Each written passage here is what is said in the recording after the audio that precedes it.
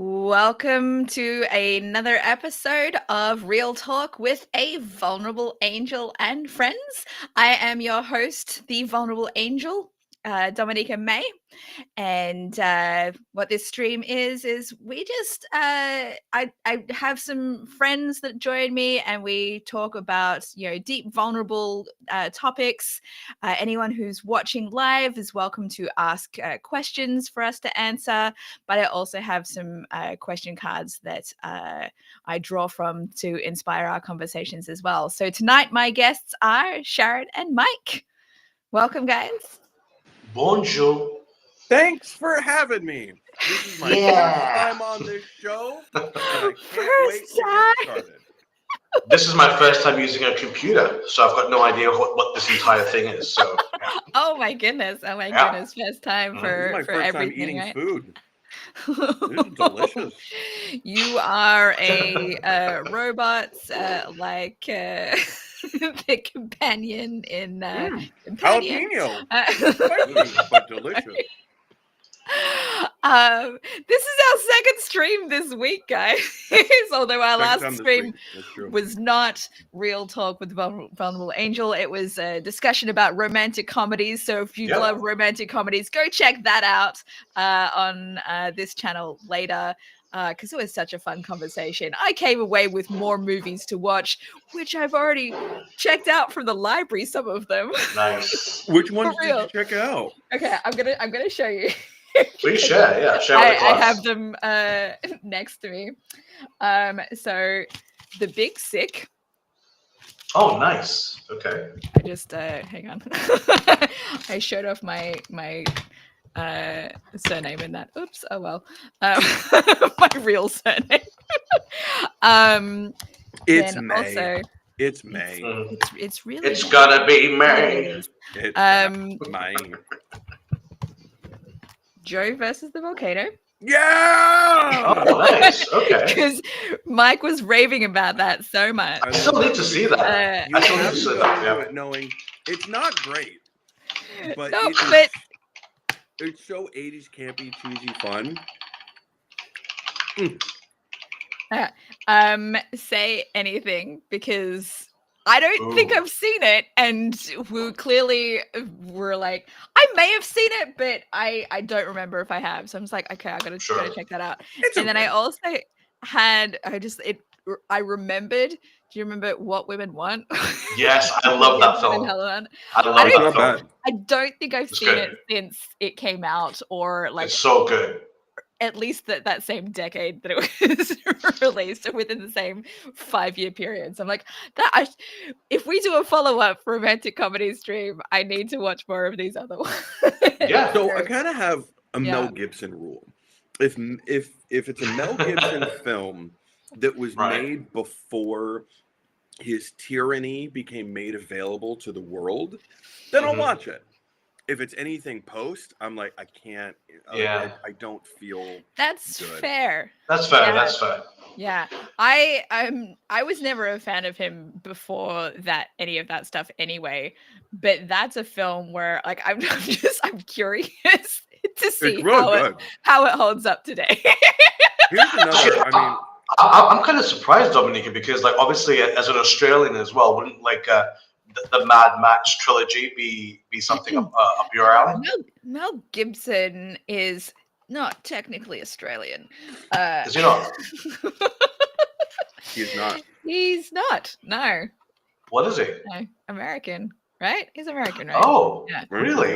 I could have swore he was Australian. Yeah, I think he grew up in Australia. Same with like Nicole Kidman. I think was born in Hawaii as well. So like she's another. What? Wasn't she? How dare she? I think she's still Australian. She's still Australian, but I think she was born in Hawaii. How dare she parade around? Just like, if they are your famous Australian, but I don't actually like them, and they weren't technically born in Australia, then I am quite happy to disown them. Like Russell Crowe is known as someone that people. I think some people see him as Australian. He's not. He's a Kiwi. So I was like, nope, he's not ours. Go hang out with Saruman and his orc army. Yeah, off you go. You know, as much as I hate getting back to Mel Gibson, as much as I hate promoting Mel Gibson films, you guys have to watch The Beaver. Okay, I've not even heard of that one. Mel Gibson and Jodie Foster play husband and wife, and Mel Gibson starts to go through like a midlife crisis kind of a thing, and he finds this dirty, ratty beaver puppet in a garbage dumpster, and then he starts using it to kind of get himself out of his like mental health funk, and the beaver becomes his new personality. He ceases to become himself, and he is just now the beaver. It's so good. Wow, that's interesting. It's really good. Huh. I mean, but also fuck Mel Gibson, but that's great. I'm gonna say I did borrow a couple of other movies that I think Mike or we discussed on stream, or somebody suggested. Like Mike, I think you told me that I needed to watch Bad Moms, because I was talking about the sequel is Catherine better Hahn. than the first one, but the first one's really good. Okay, I'll check that out. But then we also remember, Sharad, you brought up Tropic Thunder, so I'm like, I don't know how I'm gonna feel about it, but I like I said, I didn't want to say anything about it without having a fresh set of eyes on it, and I haven't seen it since I saw it at the theater. So, like, I'm gonna give it a try. I'm gonna see how I feel about it now. It's a really funny movie. I do. I love it so much. It was the right movie made at the wrong time. All right. Okay. What question deck shall we start with today? Can you please refresh us on what decks we have on offer? Okay, so we have our, I can't believe I did that. A moment when questions. We have our skip the small talk deck. Our intimacy deck. Sexy. That one plus this one, the love language one, are designed for couples, but we have managed to use them in this stream as well. And cards and conversation, which has a bunch of different things on them as well. Mike, do you have a preference? What are you feeling? I don't know. Can we just do like a blind, like mix them around, close your eyes, and then just kind of like pick one? They're all in different places. Or how about no? Okay, so they're right in front of you. How many decks are there? 5? Yeah, and there's another one, but I think I've pulled out all of the interesting cards from that one. Well, I mean, like, how about you keep them in the decks, then you just move them blindly, and then you just pick one. Well, just number them so that we can't see them. You shuffle them around, and then we'll pick a number 1 through 5. Okay. Interesting. All right, pick a number. Sure. Let's go with number 2. Let's take a big number 2. And number 2. That's number 2. That's the deck that we have usually. That's the moment ones there. The deck that we love so much that we're talking about. But I'll shuffle some cards from here. And let's pick this one. A moment when you were. I don't want to do this one. Just kidding. Oh, I'm sure you do once I read it to you. Okay. Let's hear it. A moment when you were on Santa's naughty list. I'm reading this way too sexually than I need to be. I know. I got one. Go for it. Go for it, Michael. April 1st, 1995. 94.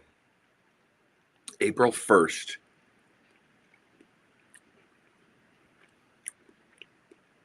Yeah.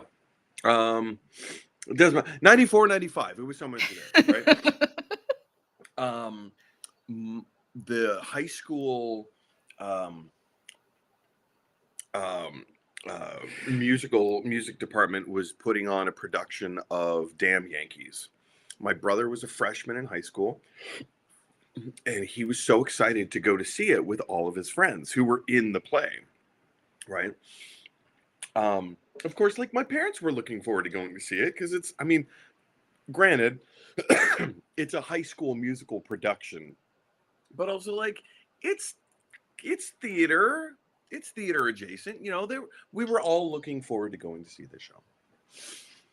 That morning, April 1st, April Fool's Day. This also coincides with the last April Fool's Day prank that I ever pulled.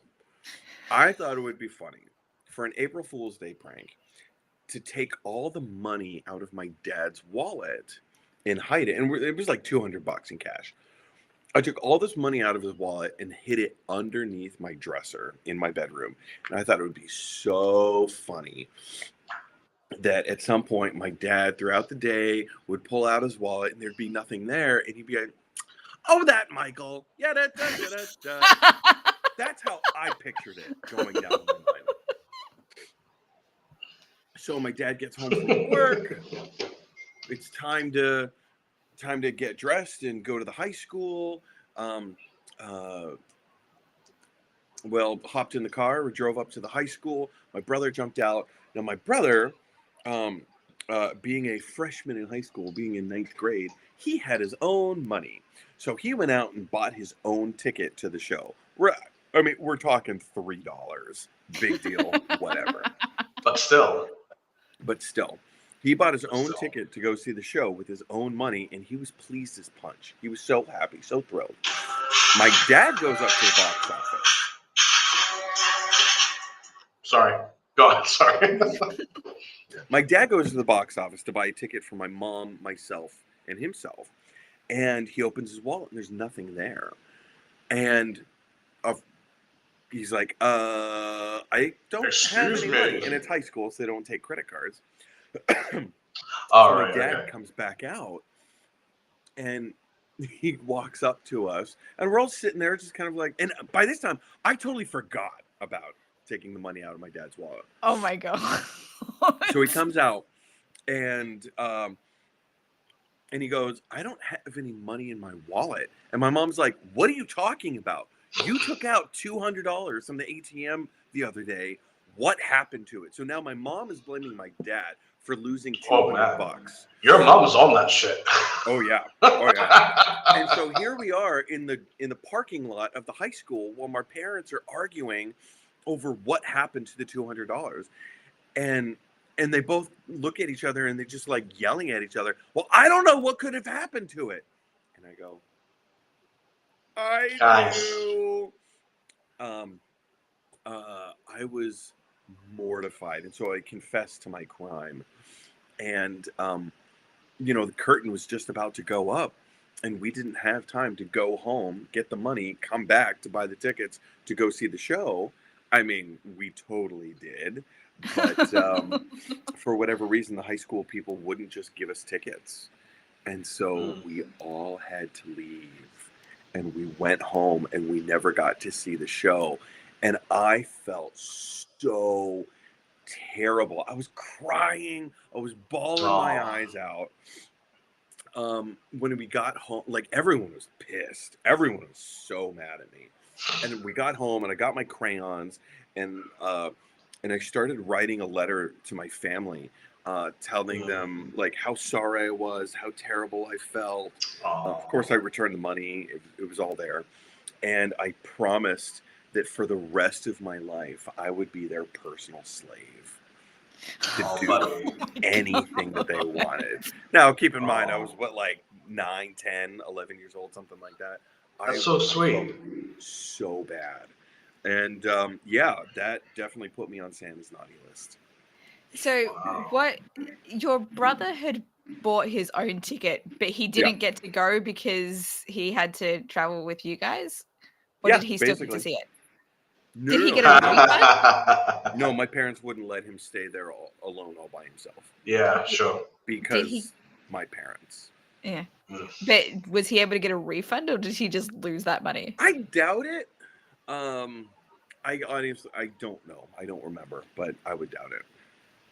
Wouldn't it be funny if you spoke with him again and it just like triggered off this like childhood trauma for him and he just looked at you and he was like, that's right. It could totally happen.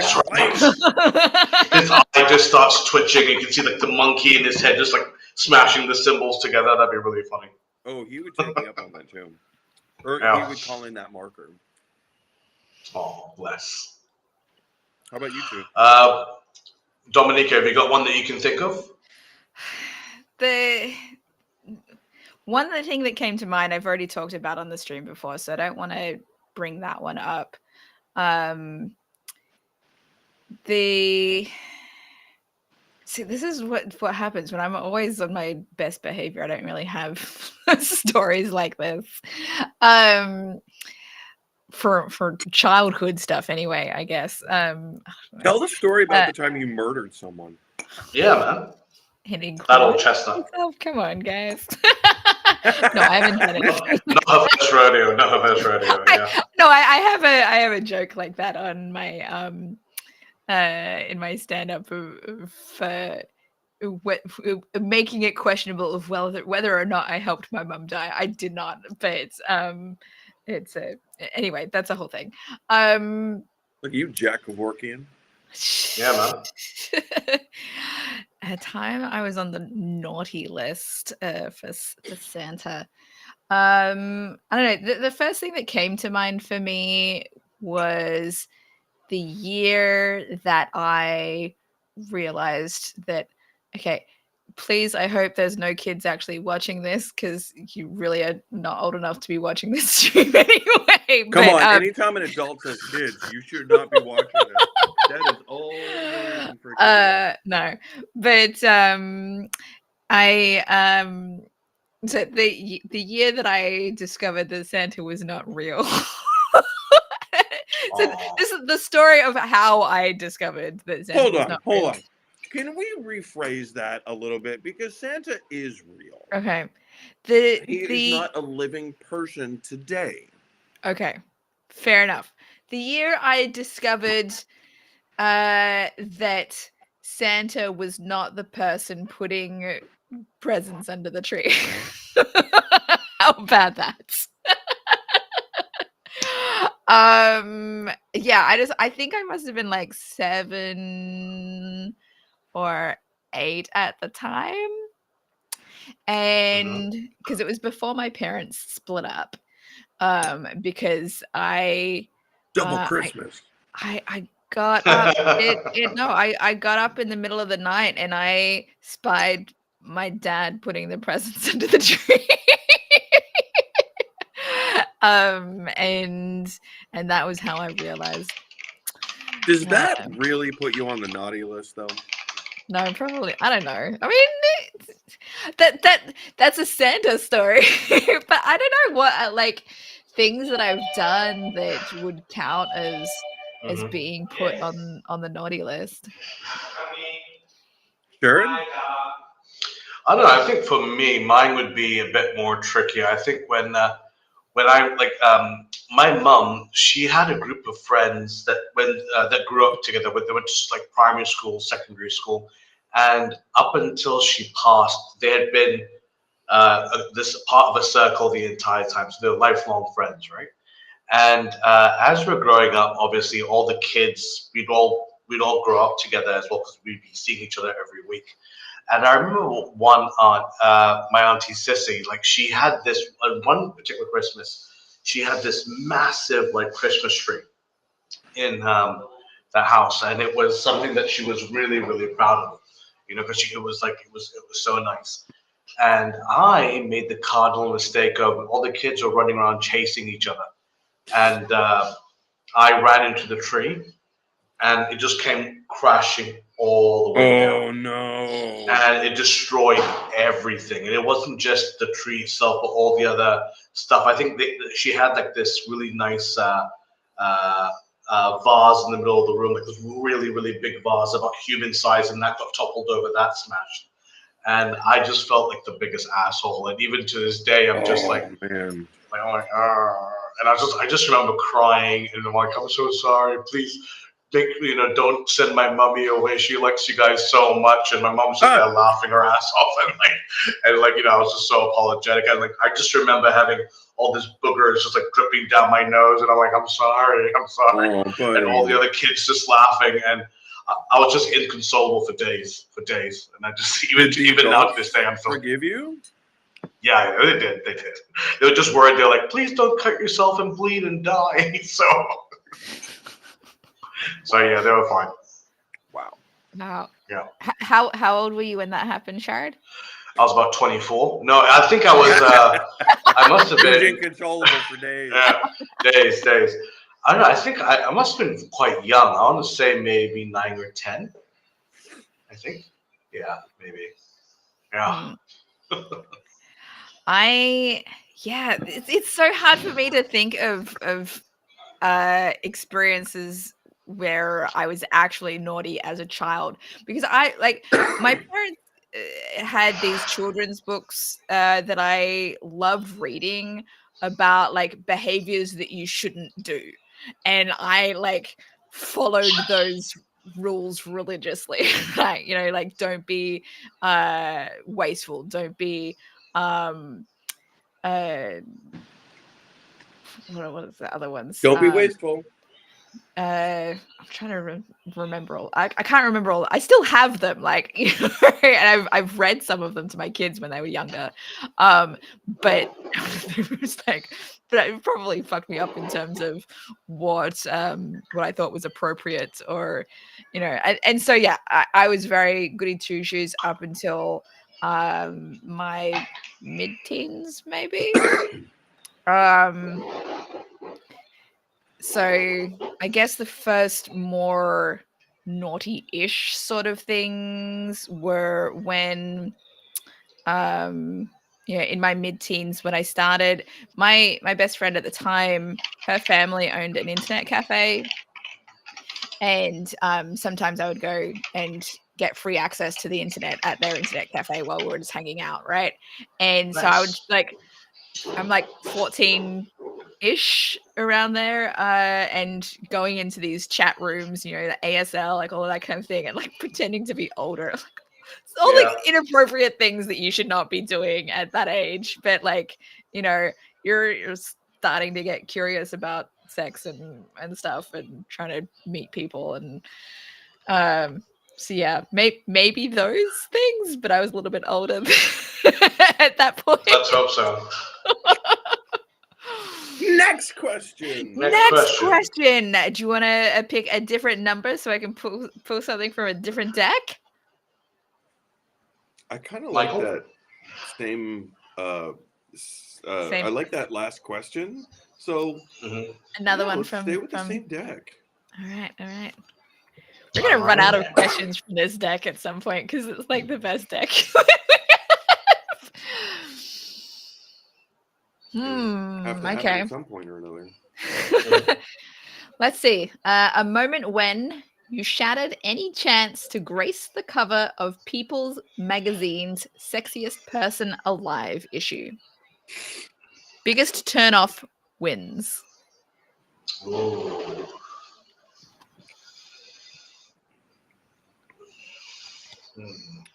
When was a time that we would have ruined our chance to be on the cover of Sexiest Person Alive?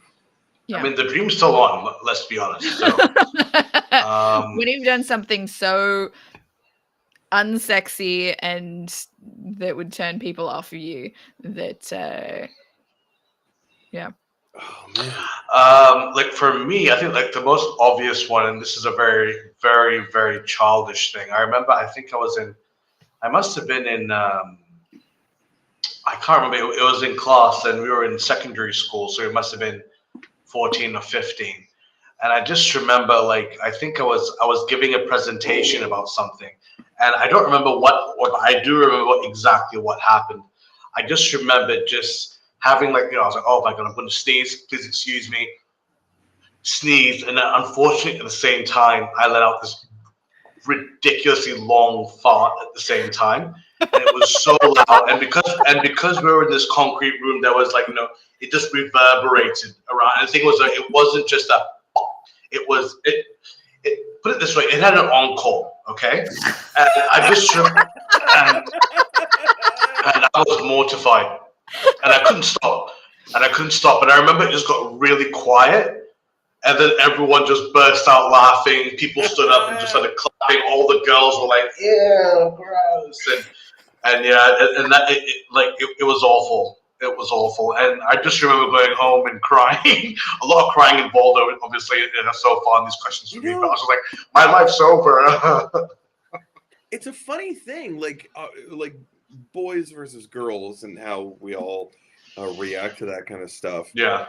If the popular kid in school would have done that, I can all but guarantee that they would have been, like, high-fiving each other and running around. Yeah. They're like, yo, dude, that was the craziest. What? And so, like, for those of us who are the insecure nerdy types, not that I'm labeling you as an insecure nerdy type, but I know people. Because myself, I definitely fall into this category as well. That, like, we're so embarrassed by who we are that we can't own that kind of stuff. So, well, at least in the past. At least in the past, yeah. Look at all the shit that I've grown up to recently. I fart in public every day now, and it's somebody else's problem. And it's usually, like, the louder the better, right? So you're just like, yeah I am Mike Kim, you rule. I look at people in the eyes and, like, hold that, like, eye gaze while I. Guys, what? And you don't crack a smile. You just. Okay, so this is making me think. This is not my answer to the question, but it's making me think of one of the things I was insecure about. So with my last partner, who I've talked about on the stream before, Lee, when we were discussing getting back together in person, he told me about, like, something he was a bit insecure about. I'm like, that's totally fine. Like, I have no problem with that.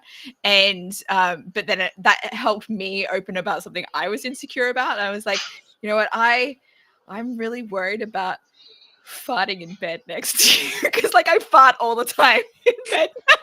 Welcome to my world, sunshine. Because I'm 40 at that point, and I've been sleeping in my own bed with nobody next to me for 4 years or whatever. So I was like, and your bed's your safe space, right? Let it rip, like, it was fine.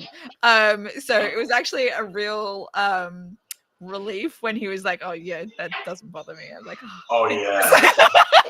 I still don't think I ended up farting in front of him the entire time that I was with him after that, but it was a load off knowing that he was okay.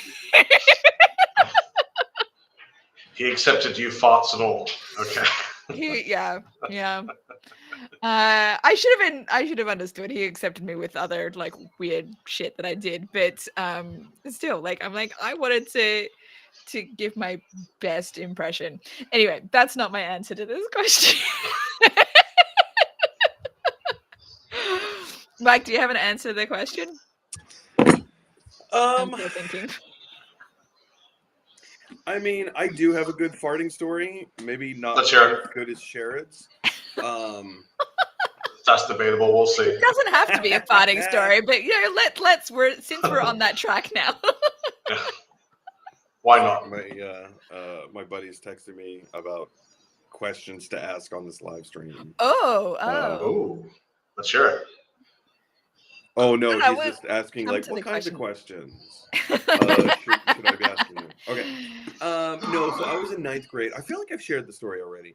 I was in 9th grade history class, and there was like this really cute brand new girl who had just like transferred to our school mid-season, and she was sitting 2 seats behind me, and something we're like right in the middle of a test, or no, it was a lecture, right in the middle of a lecture, and without warning, it just came out of me, and I didn't like. There was no warning. I couldn't do anything to stop it. It was just one of those things that happened, and the room went silent. And the teacher stopped his lecture, and he looked at me, and he goes, "Brown," because that's my last name. "Brown, excuse yourself." And I just slunk into my chair. I was so embarrassed. I could not hide fast enough. And so I didn't say anything. And he stood there and waited for me to say something. Oh, no. And I didn't say anything. And a second time, it felt like an eternity went by. And again, he said, "Brown, excuse yourself." And I just said, "Excuse me." And then he continued teaching, just like nothing ever happened. That's funny. I was mortified. Yeah. Just mortified. I wanted to die. And do you remember how the other kids reacted? I don't, but I have a feeling it was like there's always that you imagine what everyone else is thinking right now. Yeah. I mean, hey, if I were in class and somebody else farted, had that happen to somebody else, I would have been like, "Oh, I'm glad that wasn't me." Yeah, or I mean, like I definitely would not cheer in with that. Oh, gas escaped your anus. Hey, 3 out of 10. Yeah. Yup. Oh, that's funny. Next question. Yeah. I didn't technically answer that question yet about what was what is, because my farting story was not an answer to the question. What have I done that is really unsexy? I guess I mean I dress up embarrassingly like all the time. So I guess the thing that came to mind was, I don't know if you remember the story I told, I don't know, several streams ago about when I was kind of bullied in school for like somebody had photoshopped a picture of me in a costume that I was doing, like for a character thing that I was doing, and the guy that I had a crush on at the time, and they had like all this kind of thing. But this shirt, this shirt that I'm wearing right now, they won. Is the shirt that I was wearing in that picture. Oh, so wow. I've had this shirt for so long. That's awesome. I was like, what, nice. 15, 14 or 15 in that. So good purchase. Yeah, I guess I was 15. Yeah, and it was a secondhand. I bought it from a secondhand thrift shop.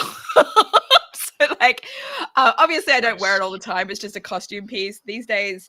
If I wear it, it's part of my pirate costume. But yeah, and I still have the trench coat that I was wearing as well. But like, this is me like trench coat. Oh my goodness! So you part of the Matrix? Navy blue trench coat. No, which is also from a thrift store, and I also still have that too. But yeah, I just, all of the times that I dressed in really embarrassing clothes, I think is enough to account for never ending up on the sexiest person alive. If they locate any of those pictures of me looking really embarrassing, I think that's I used to do that knowing what I was doing. So I would go to school dressed in costume as characters because I thought it was funny. And my parents thought, well, if you're doing this, that means you have the most confidence in the world, so we're not going to take that away from you. That's awesome. Like, I went to school dressed up as Bullwinkle the Moose. I went as was it Donald Duck? Goofy. I went dressed as Goofy. The one that made the high school. Because Donald Duck didn't have trousers, right? He didn't have trousers, so that would have been interesting. Yeah, which is why I went as Goofy. Because I definitely would have been arrested. But then again, it was the 90s. People might have thought of. Who knows? Yeah. The one that made the high school yearbook, I dressed up as Doug Funny. And that was the same day. I was a senior in high school. So yeah, no, this was not Mike in elementary school dressing up to go to school. Nope, I was in high school. I dressed up as Doug Funny, and that just so happened to be the same day that I won the senior superlatives for most creative personality. Well, it's a good day to win it. Yeah. That's great. Mike, is the friend you were messaging, is it Josh? Yeah. Josh is watching. Early. Hi, all. Long time human. First time caller. It's true. He's been a long time human. He's been a human for a while? Okay, cool. He's got 4 months of human life on top of me. Nice. There you go. Nice. So Josh took your call for questions, Mike, and has a question for us. What beautiful thing or piece of art or music or film or photo or a moment has stunned you? Oh, is that all? Yeah. or to tears when you experienced it. I'm going to leave out the question for a little bit longer. Or to tears. I've got one that immediately comes to mind. I don't know whether we've actually talked about this. Has anyone seen the film called 50-50? Yes, and that was the first thing that came to mind for me as well. Yes. Joseph Gordon-Levitt. Yep, Joseph Gordon-Levitt.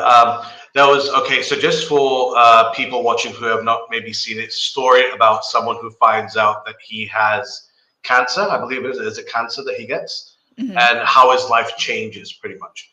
And there's one scene in particular. I remember because I was watching it with my cousin in a brand new mall we hadn't been to. So I still remember this. And there's a scene nearby the end of the film, by the end of the second act, where he's bottled up all his emotions. He sat in his car, locked his best friend outside, and just starts screaming, punching the wheel. And I remember that guttural scream will never leave me, because I remember at that point watching it, I remember just being whoa, just thinking of that. Just everyone in the cinema just. Yeah, and that's something that I'll never ever forget. That's a great movie. Dominic, can you bring Josh's question back up again for a sec? Yes, I can. I just want to get the phrasing of it. Beautiful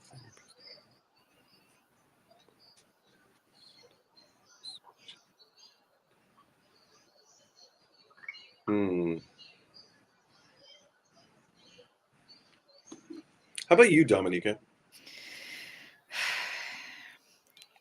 I cry at films all the time, so I'm kind of trying to think of a different kind of, like, even just a moment. Or to tears. I want to get a good one because I feel like I've had a lot of experiences like that. This isn't art per se. But getting married was one of those moments that was just so beautiful. And that whole moment of just, seeing Kim walk down the aisle, and Josh was there. Josh was in my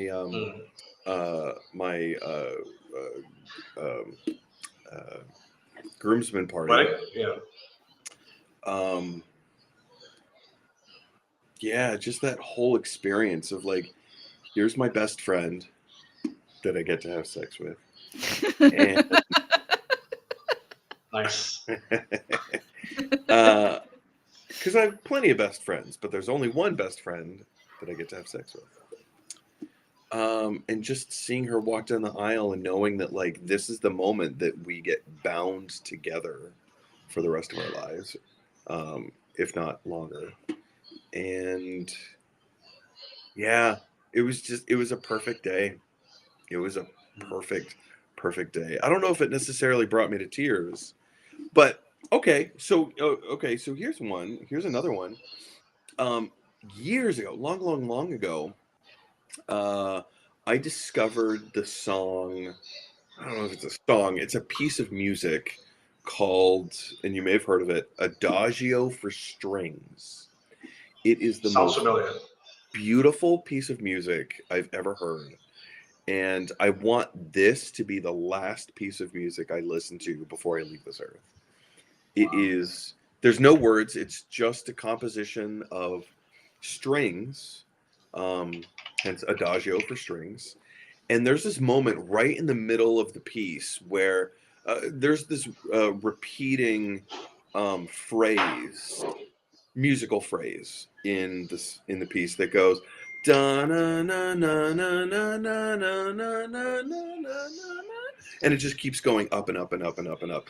And then once the music gets to the highest point of crescendo, there's a key change, and then it keeps going up for a few more measures, and then it does this thing where you can hear the music stop breathing, and then there's silence, and then a few moments later, very subtly, very quietly, the music comes back in, and it feels like a warm blanket kind of being put over you, or like the music is taking a breath again. It is so fucking beautiful. I love it. I love it. I love it. It's called Adagio for Strings. That's the name of the song. Adagio for Strings. By Samuel Barber. Is that correct?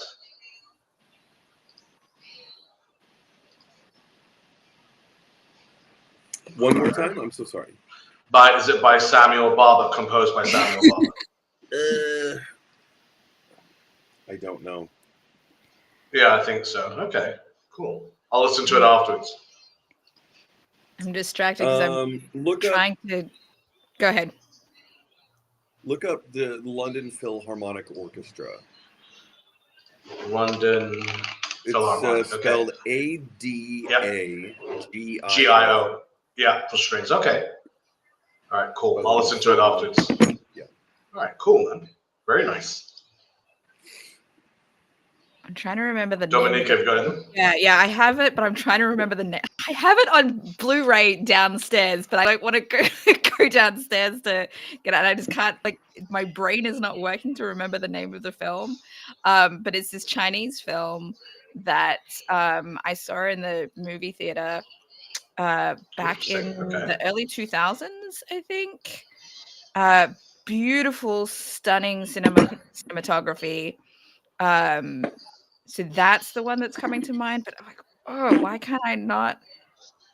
Like, I'm searching for beautiful Chinese cinematography films, and it's not in these lists of things. Like, how is it not in this list? Because it's like the most, like, oh my god. Well, I mean, speaking about Chinese like cinematography, I just remember. Do you guys remember Crouching Tiger, Hidden Dragon? I remember that one being beautiful. That was a great movie. Someone told me to watch Hero because I was loving the film so much. Hero is amazing. That Jet Li. Jet Li. Yeah, and I did watch Hero because of that, because it was recommended because I love this one. Why can I not remember what it's called? I own it. I mean, you can always run downstairs. I could. Do you want me to? Because it's gonna. Okay, I'll be right back. To bring up? Not any questions. Josh says, I'll be right back. No worries, take your time. Josh has a lot of comments on here. Mm-hmm. Whole bunch of laughy cry faces. Quail Man.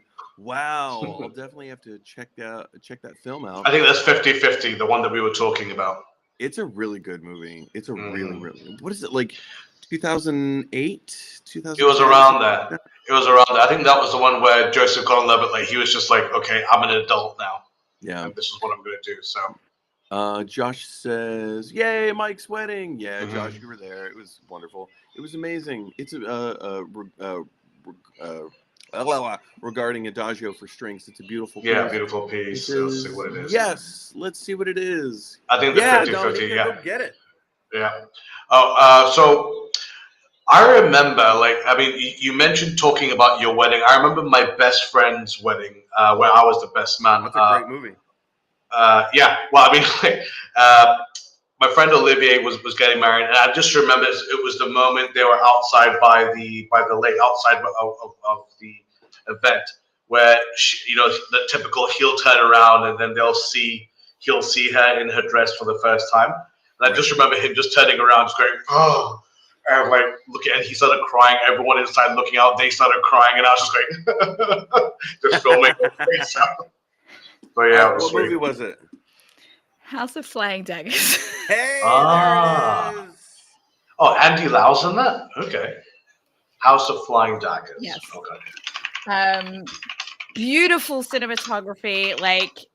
I saw it. I don't even remember why I've heard about it or why I chose to see it in the theater, but I went to see it, and I was just blown away by the beautiful cinematography. I'd never seen anything like it in a film before. I feel like but maybe I just didn't have a lot of experience with watching Chinese films at that time. But yeah. Okay, Josh left a cry laugh face and a heart loving being loved face. Yes. Ooh, thanks for the recommendation. Yeah, thank you for messaging, Josh. Keep it up. Thank you for what else you got, Josh? Reading all of the comments without me bringing it up is, unfortunately, I think I'm the only person who can click on them to bring them up. That is true. So, I assume that you went through all of the comments. Yeah, we did. I did. Yeah. Okay. Yeah. Feel free to ask us another question if you like, Josh. Yeah, that was a great one. Yeah. Yeah. Side note, shameless plug that is not so shameless. Josh will be appearing in our television show in less than 2 weeks. Nice. Oh, wow. Pineapple Improv live from Times Square. We'll feature Mr. Josh Hurley. And can you please remind us how we can watch the show? Yes, that's a great question. Download the Zeam app, Zeam.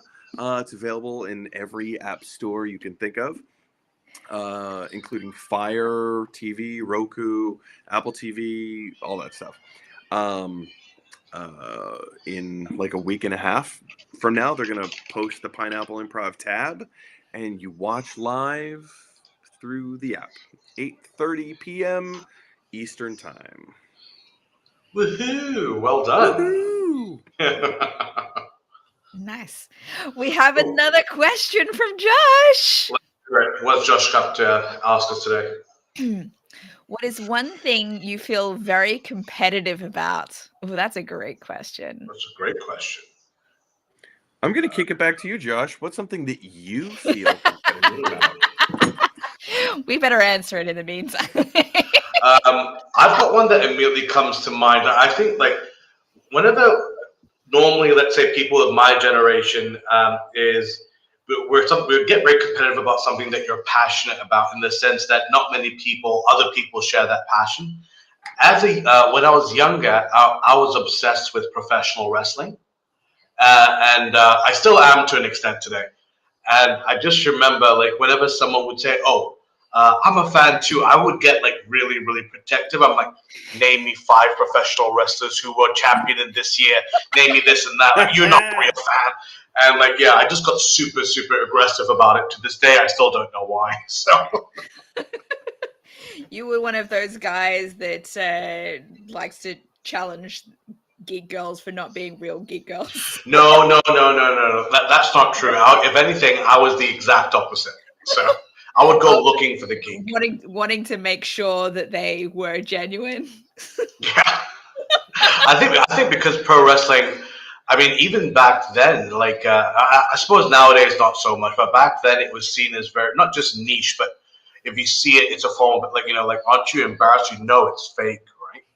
And obviously now it's transcended that into something like a I wouldn't say billion, but like you have you have people who have become mainstream, like The Rock and Stone Cold Steve Austin, and you have even before then you have wrestlers getting into politics. You had Jesse Ventura, who became the governor of Minnesota, and Arnold Schwarzenegger, to an extent, he did some things with WWE, and even now, dare I say, Donald Trump was at a WrestleMania, for God's sakes, in a storyline against Vince McMahon, and now Linda McMahon, who is Vince's now current ex-wife, I believe, or they're still married but separated. She's got like a massive position now in Trump's cabinet, doesn't she? So yeah, I forgot about that. Yeah, I try to forget most of that. Yeah. I feel like this is I don't know, this is kind of embarrassing, but I feel like I'm most competitive when I'm trying to get somebody to like me. Aww. Ooh, say more about that. Stay interested in me. Yeah, like I don't know. I feel like that's what gets my my blood rushing. If that's the right way to Like phrase when it. you're in competition against like, somebody for the same guy? Not or girl? Actually, no, that's it. That's probably actually a good example. Yes.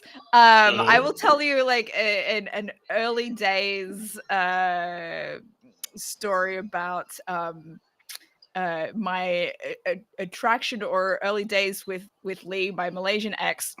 So 11 years ago at this point, or almost 11 years ago. And when he and I were just friends, there was this other woman like in the scene in our community who had like a massive crush on him. Like everyone knew that she had a massive crush on him. And so I felt competitive with her, knowing that he was not remotely interested in her. Like I talked to him about it, but like absolutely I got super competitive about it. Was like, I'm the one who's winning because he chose me. And like he could have had this other person, but he chose me. So yes, I feel like I'm more in some ways I need to have that competition when I'm like interested in someone. This is not healthy at all. I know it's not. It is not healthy at all. But I feel like knowing that somebody else is attracted to the person that I'm into, if they end up choosing me, it makes me feel more valued because they had options and they chose me. So yeah, that's. I get that. No, that makes sense. I mean, I think that's understandable. If you win a race where you're the only competitor, it's not really winning a race. You just finished. Or else, if you had at least you were racing against someone else and you won, you'd be like, yeah, fuck that kid. I beat that kid. So yeah, it's understandable. And this is definitely been a pattern. Like I feel like the man I married, my ex-husband, when we first got together, he kind of pit me up against his exes as like, comparing me as like, well, my ex did this or that. And so like I started competing with his ex-fiance. I was like, as long as I'm with him longer than she was ever with him, then I'm winning, right? So I had to like last longer than her. So I kept competing in that kind of thing. Such an unhealthy mindset for me. I have another ex I talked about on the rom-com stream last, Andrew. I know that somebody else would like, I met him through a writing competition, and there was somebody else who was very clearly into him as well. And someone's like, yes, I'm I'm the one. So God, I hope I'm not going to be like that nowadays. I hope I've grown out of that. But I don't know. I don't know if I have. Who knows? Who knows? Exactly. Guys, I'm really racking my brain of trying to think of something that I'm competitive about, but I think the real truth is that I don't engage in competition. That is not something that interests me. That's not something I care about. There have to be things I'm competitive about because I'm a human being, but I genuinely can't think of anything.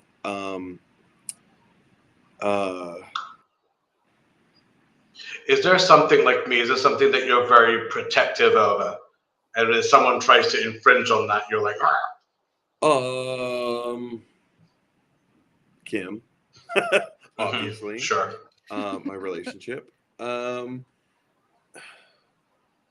mean, I am an improv purist, so like something that does kind of craw at my daddy. That's not a phrase. I just made that up. But what's the turn of phrase? Gets a craw in my fish or something? I don't know. You know what I'm talking about. One thing that does kind of irk me, it puts a craw in my daddy. The bee in your bonnet? A bee in my bonnet is when people refer to ad-libbing as improv. Because it's not. It's just not. Ad-libbing is ad-libbing. Just because you're making something up on the fly does not mean that it's improv. It may be improvised, but it is not improv. Improv is a noun. It is not a thing that you do. And the same thing goes with all those stand-up clubs called the Improv. Oh my God, no, I hate that too. There was this guy that I used to do shows with, and he was a stand-up, and he, like, even still to this day, I guarantee he didn't understand that I wasn't doing stand-up. I was just doing solo improv.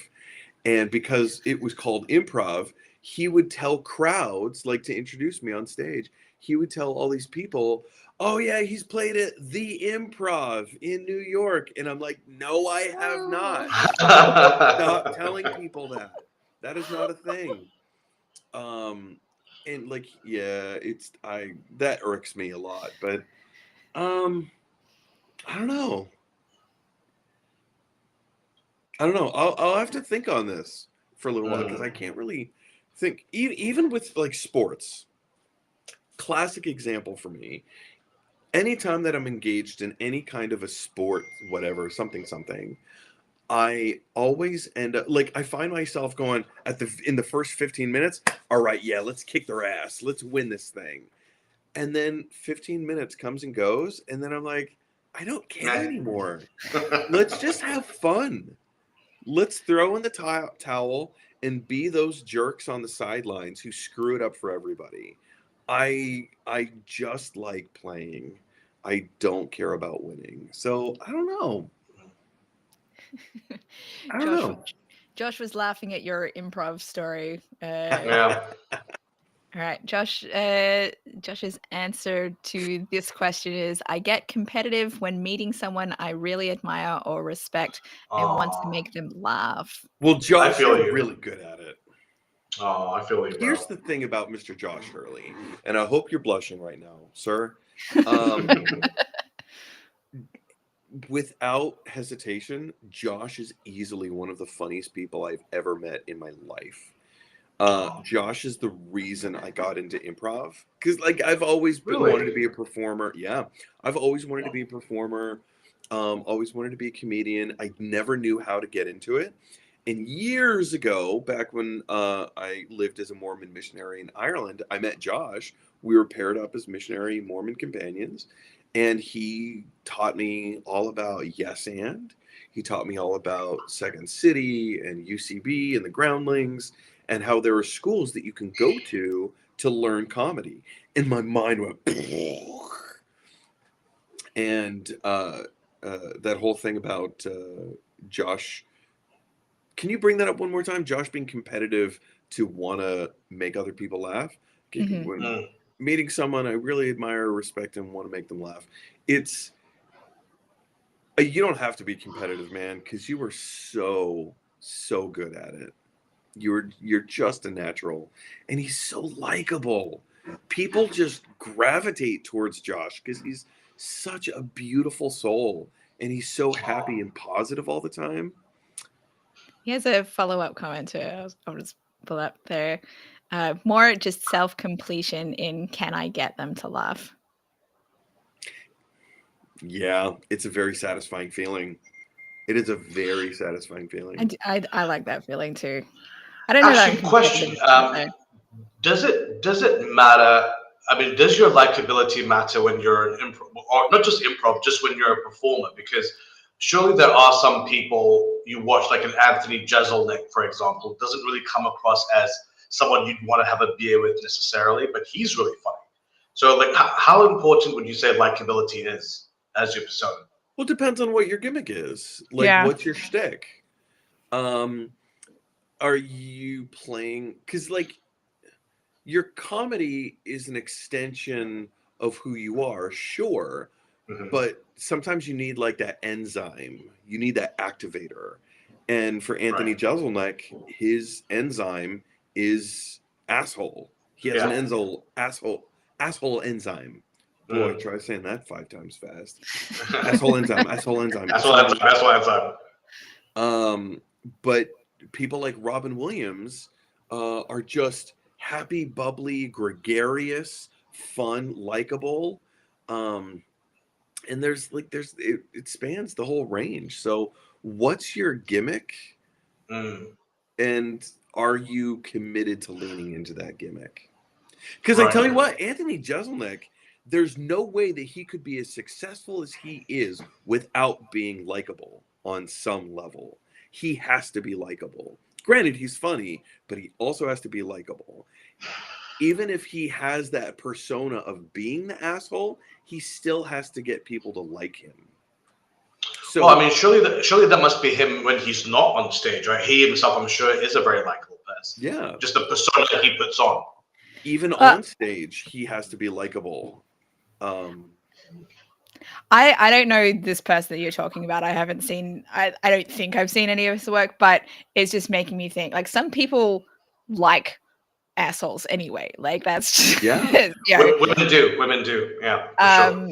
So, you know, what is likable is, you know, it's all perception anyway. I'm sure I have qualities that some people don't like, but other people do like. So, you know, for me, what's more important than likability, because that's subjective, is authenticity.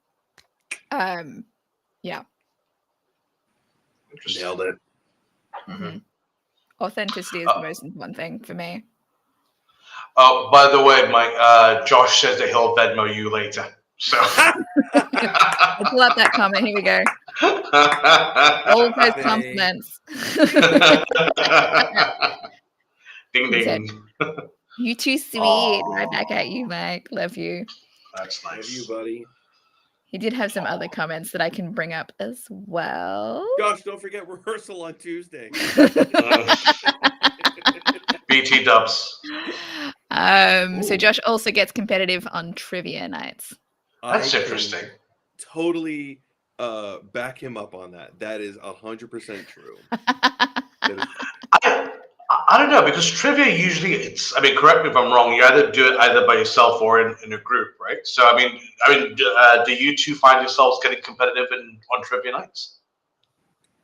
I suck at trivia, so not really. No. I will extend that, though. It's not just Josh called himself out for trivia, but it's not just trivia; it's games.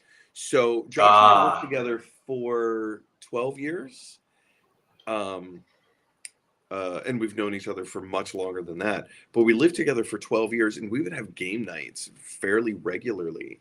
And that competitive nature of Josh, like,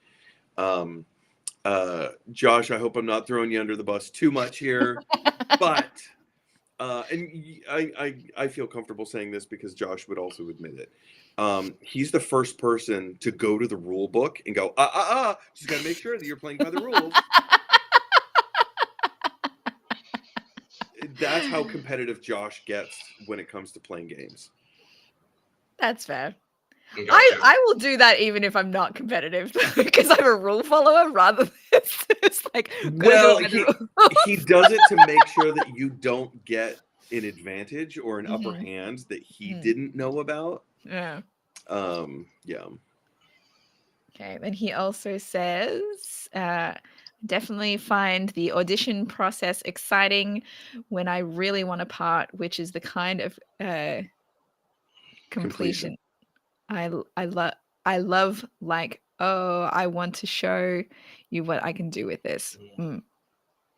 Yeah, I feel you the same. Yeah, it's like that butterflies in your stomach kind of thing you have when you audition. Yeah. I haven't auditioned for stuff in a while, though. He did say that you were 1,000% true with that comment. That's funny. Which is, I mean, I will say it's really helpful to play games with Josh because he does know the rules.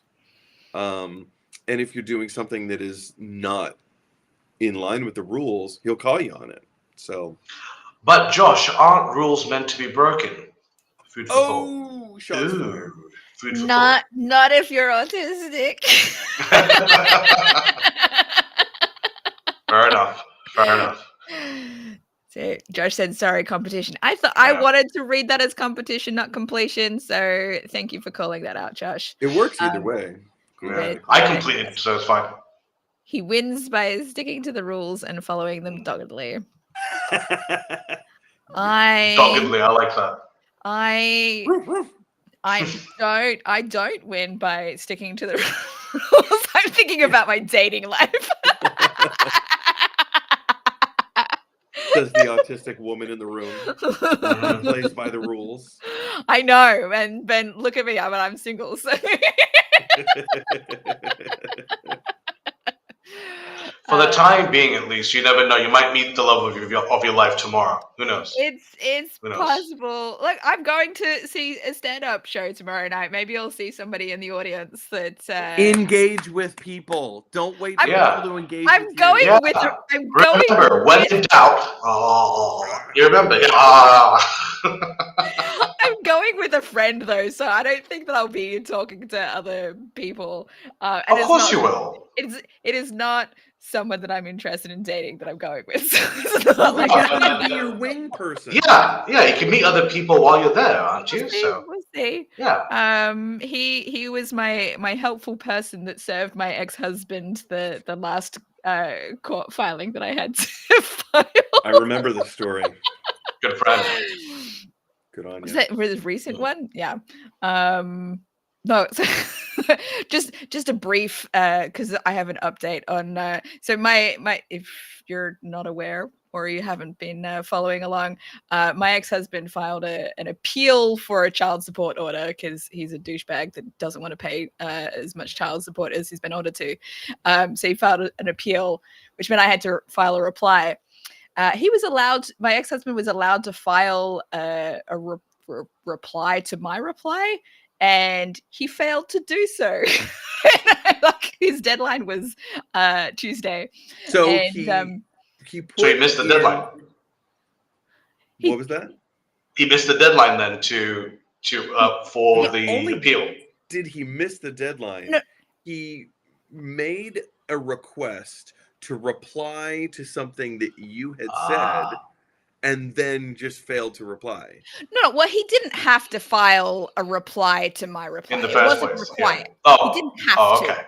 But it's very interesting that he didn't, because my response was blew his case out of the water. In my opinion, why would you not respond to that? So hey, sometimes you know when you're beat. Mm-hmm. Just stop getting up, man. Stop getting up. I take my little wins where I can get them. It's like, yeah, you're not as smart as you thought you were. So that was a fun little tidbit for me to realize as I kind of went through the court website today to check on and see if there were any updates about whether he was able to get an extension or something like that. It's like, nope, it's just the deadline's passed. So I don't know what that means now, like what the next steps are or anything like that, because I've never dealt with an appeal before. But my advice is don't marry a dumbass lawyer, because my ex-husband has a law background, but he's acting like he doesn't even know what he's doing. And so he represents himself for all of this stuff. And anyway. So I know Josh left a comment for the both of you. That's it. Okay. Aww. Well said. Well said, Sharad. And LOL, laugh out loud. Authenticity for the win, Dominica May. It is. Yay. I keep leading more and more into my authenticity as the years pass. I think moving to San Francisco and getting into improv here was the thing that really helped me embrace my authenticity more. Because I started training with improv theater here called Leela, and their motto is truthful artistic play. And so, as a real quick side, do you still do shows with Shirley Chan? She is not living here anymore, so it's been a while. Well, then never mind. I was going to tell you to say hello. But, I did have a video call with her, a couple of weeks back. Anyway, improv in San Francisco, Leela. Yeah, and so taking classes there was what really helped me like lean into being more my authentic self, like on stage, and because what they teach is like, just be yourself kind of thing. It's not the only thing they teach, but it was one of the things that really helped me be more open about who I was. And yeah, ever since I've been trying to do more of that, and sticking around the people that love the authenticity that I bring. Not everyone is okay with all of the things that I do. I think that's a sign that you're on the right path. Yeah. Though, is as long as you feel like you are being true to yourself, and there are people in the world that aren't okay with that, I think that means you're doing something right. Yeah. I'm just like, I'm thinking about, it's tough sometimes because trying to stay connected with everyone that I like, but they might not like all the parts of you.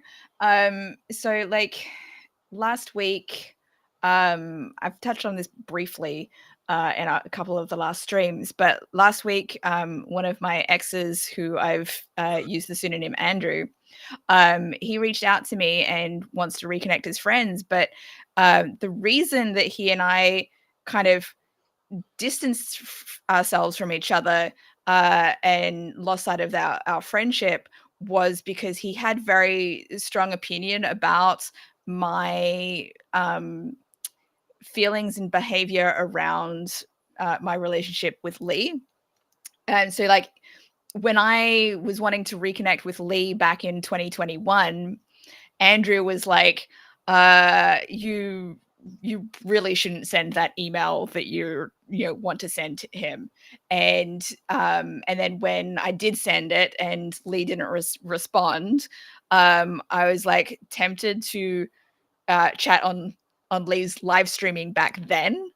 And Andrew was like, you're going overboard, you're like acting like a stalker and like all of this kind of thing. And I was like, okay, we need to take a break from this. Like, so when Lee and I ended up getting back together, it was really hard for me to know how to kind of broach that friendship, because I knew how he felt about like his opinions about why Lee wasn't talking to me were completely incorrect. And Lee didn't see me as like the stalkerish kind of person, obviously, because I didn't actually chat on his streams back then. But I had learned that Lee wanted to reply to the email that I'd sent him in 2021, but he was too frozen to do anything about it because he knew that he had kind of fucked things up with having ghosted me before, and he didn't know how to kind of come back and apologize and that sort of thing. So there's like a lot of that history has made it really hard for me to know how to connect with Andrew now. And so when he wanted to come back and reconnect as friends, I mentioned some stuff about Lee and, we're not together anymore and this sort of thing. But I got the impression when he was coming back that he still harbored these kinds of feelings about me making the wrong decision to get back with Lee and like all of this stuff. And I'm like, how can you want to embrace me as a friend but still feel like that? Like that's a part of me. Like I it's really unless hard. something has changed, unless he doesn't feel that strongly about it anymore. Maybe the messages he sent me made me feel like he still felt that way, because he went on to describe about how he didn't like who I was when I was pursuing Lee, and he didn't like that version of me. And I'm like, I mean, it's fine if you don't like that version of me, but that's still me. So is Andrew interested in rekindling something, or he just a friendship? Wants platonic friends? Yes. Well, I mean, as long as he can stay in his lane. Yeah, and maybe it just sounds like he just wanted your attention, your time, and maybe he just wasn't getting it. So it could be not jealousy per se, but he didn't have you there anymore. Maybe. Yeah, there's that side of thing, but like who I am now is like, I haven't heard from him since I sent him a reply, because I wanted to be very clear about like, if you want me in your life, you need to embrace everything that I am. And Lee is a part of who I am. I wouldn't be who I am today without having got back together with him and having done all of this stuff. So if you want to know this version of me, you need to accept that Lee is a part of that. Right.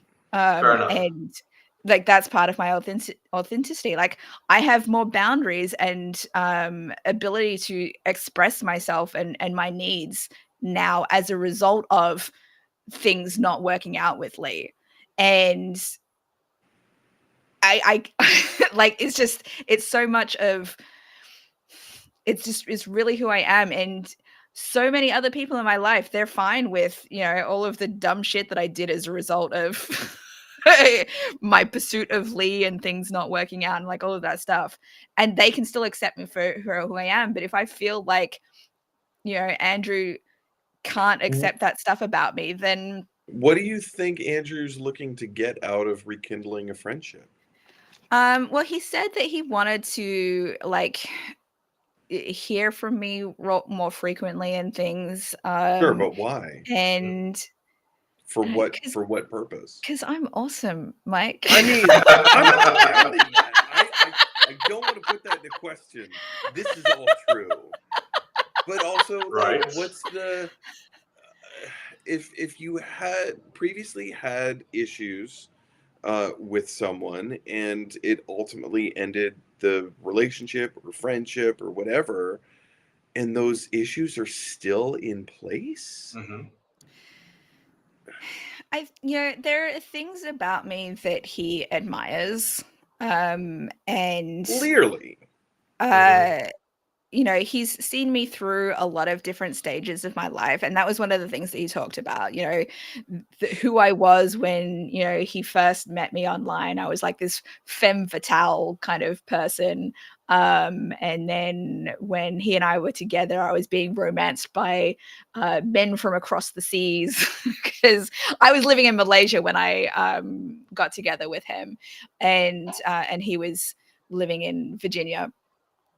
And then so he's just seen me through different stages of my life and these like exciting experiences. He inspired me through different things. He helped me with my novel.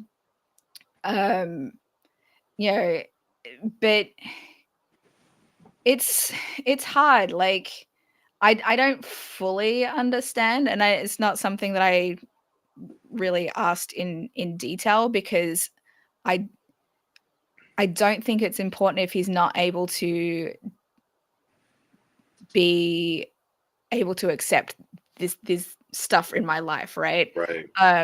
Sure. I asked the question, what are you getting out of having Andrew back in your life? And maybe you don't have an answer for that. And that's fine. I don't have an answer for that right now. That's something you're gonna have to think about.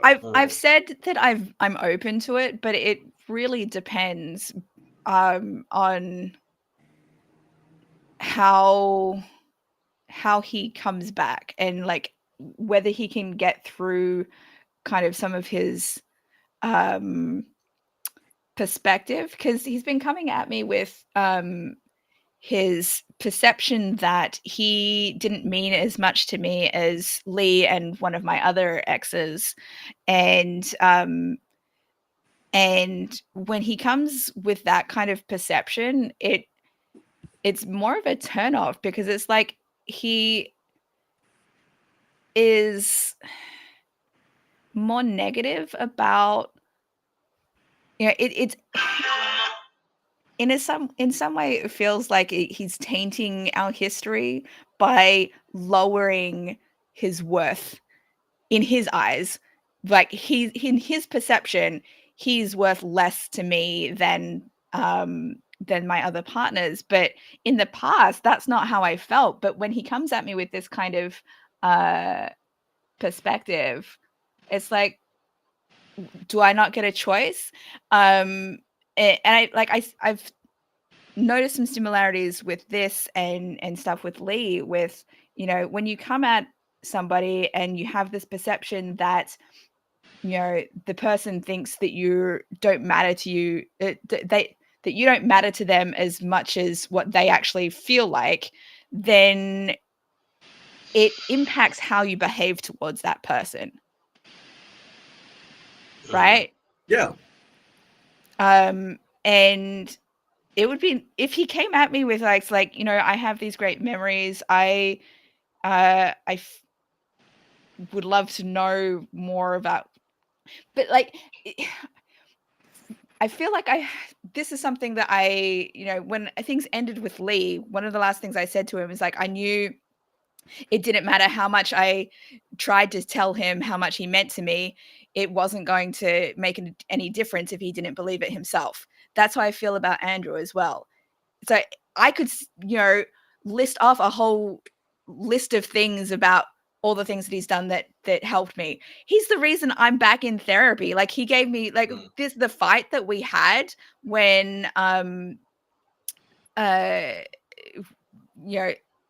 fight that we had about Lee like 2 years ago. He was like, commented on how bad my behavior was towards him back then, and he was like, maybe you need to go see a therapist. And I was like, I don't need to see a therapist. But then I reflected on it, and I was like, you need to see a therapist.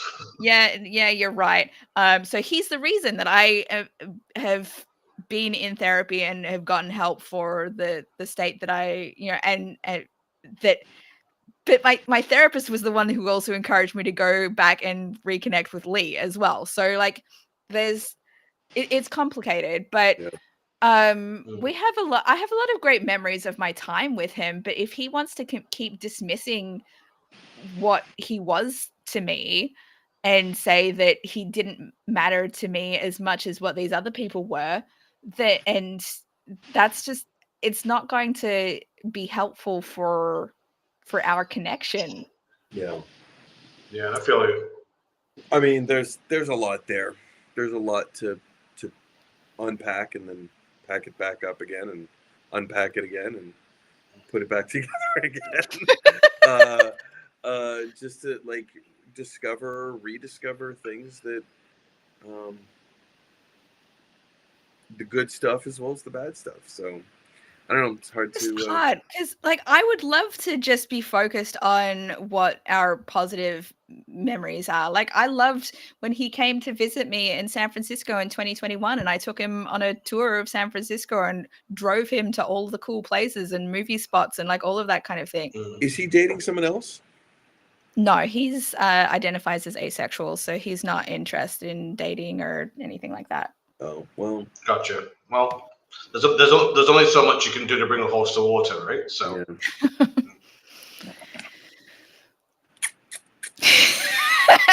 Oh, this again. Next question. Next question. Josh, do you have another question for us, or shall I pull another one from the deck? I can pull another one. Pull one out. Pull it out, Dominica. Just pull it out. That's what pull she said. That's what she said. Pull it out. Whip out that bad boy. Don't make me pregnant. Pull it out. Oh my goodness. I don't know what I'm saying right now. Yeah, you do. Yeah, you do. Yeah, you do. You guys are going to have to explain this reference to me because I don't know this person either. A moment when you were a bigger suck up than Dwight Schrute. Is that how is it? Dwight Schrute is from The Office. The Office? You've never seen The Office? No, I have not. Oh, you're missing out. So Dwight is, you know who Michael Scott is? Steve Carell. Yeah. Steve Carell's character is the main character. His name is Michael Scott. He is the regional manager of Dunder Mifflin, the paper company, in Scranton, Pennsylvania. Dwight is, in the first few seasons, Dwight has always been the assistant regional manager, but there's a whole running gag that Michael... That's a little too close to home for Michael. So instead of conceding that Dwight is the assistant regional manager, he's assistant to the regional manager. And so it's just like this, it's just another step of separation. Because Dwight is such he's such an intense person. That's the best way to describe him, intense. He's a very intense person. He's a suck up. So he... Oh, yeah. That's what it says. So a moment when you were a bigger suck up than Dwight Schrute. Ooh. Biggest groveler wins. Oh. Man. That's tough because, again, that is not my personality type. Yeah, me too. Same. Yeah, I'm not much of a suck up. I think this is one of the things where, you know, like with my authenticity aspect, it's like I can't, like, if I'm going to suck up to someone, it's going to be in an authentic way because I actually like the person, right? Like, same. Is schmoozing considered sucking up? I don't know, because schmoozing is more of a, you know, it's more of a social thing. Suck up is, you're putting an act on. So I don't know if schmoozing would be considered that. Because I can schmooze with the best of them. Yeah, schmoozing is cool. I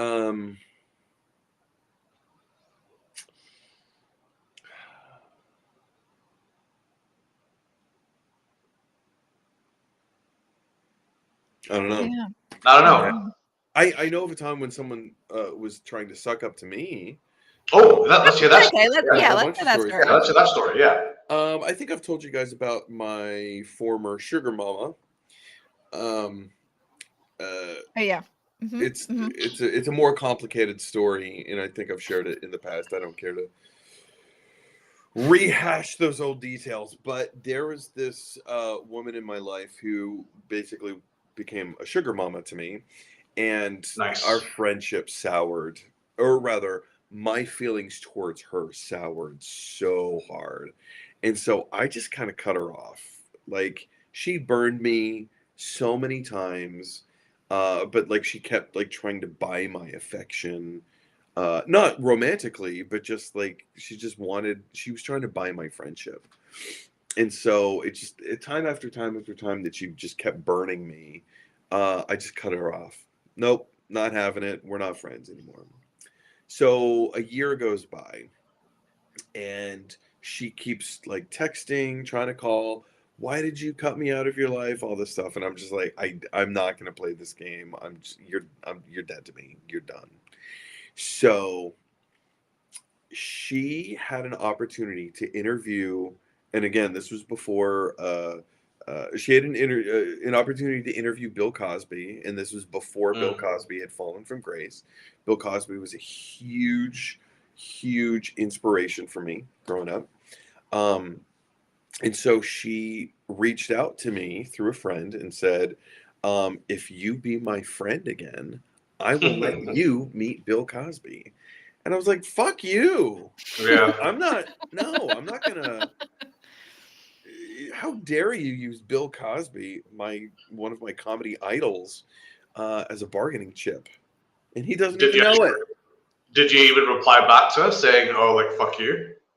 So because she reached out through a mutual friend, I gave her the time to plead her case, but no, I shut it down right then and there. Yeah, she was trying to suck up to me. She wanted me as her friend again, which no, I'm not interested in that. I'm good. I have enough friends. That's fair. Josh is heading out, so I'm just going to pull up his comment for us. So loved this combo. Apologies, I have to finish up some work for tomorrow, but we'll definitely have to turn in next time. Hearts to you all. Thank you so much for tuning in. Cheers, Josh. Thank you so much. Thank you. Thanks for letting me be part of it. That's what we're all about. We love to have people asking us questions and interacting with us. Daniel's also joined. Daniel's back. Daniel's back. He said, I don't know if I've got good timing or bad timing. I came in right when she said sucking. Sounds pretty good to me, Daniel. I don't know about you. Sounds pretty good to me. Yeah, I mean, I guess. Do you want me to tell a story of me doing that kind of sucking? Yeah, sure. Why not? Oh my god. You're interested. No, I don't know. So there I was. No, it's not much of a story. Like, it's not much of a story. All I really had to say about it was, it was a nice way that I liked waking up my ex Lee when we were last together. It was every morning that I was able to. It was a fun morning. That's a good girl right there. That's a very good girl. Good girl. But I feel like I think I can have a story of somebody else sucking up to me, since Mike told such a story in his own life, and the one that came to mind was with my ex-husband's Thai girlfriend, and like just she bought me birthday present. No, she made me a birthday present, like drew a picture of me on the cover of a journal and gifted that to me, and just like some little things like that was trying to ingratiate me to her. Is that the order? Yeah, ingratiate me to her. So to get me on her good side. And it's such a weird thing, like, to have that kind of dynamic in a polyamorous relationship. She was my metamor is the term. Yes, Mike, you have a question? What is the definition of the word ingratiate? Have I not used it correctly? No, I don't know it. I've never heard this word before. From context clues, I kind of feel like I can figure it out. But I'm gonna look it up because maybe I'll look it up for you. To ingratiate, according to the Webster Dictionary, is to bring oneself into favor with someone by flattering or trying to please them. There you go. My dictionary says gain favor or favorable acceptance for by deliberate effort, usually used with. Cool. Thank you. You're welcome. Me using words that other people don't know is a surprise to me. So she drew an incredible picture on It was a not journal. a very good drawing of me, but yes. But the effort was there, wasn't it? The effort was there.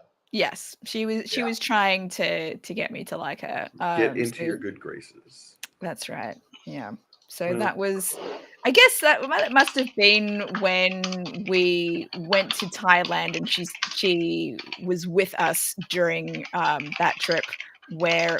So my ex-husband and I went to Thailand for my birthday one year, and she was like our driver to the different places, and kind of like partial tour guide for some of it. So yeah, we went to Pattaya and Ayutthaya. Cool. Places that you may or may not know.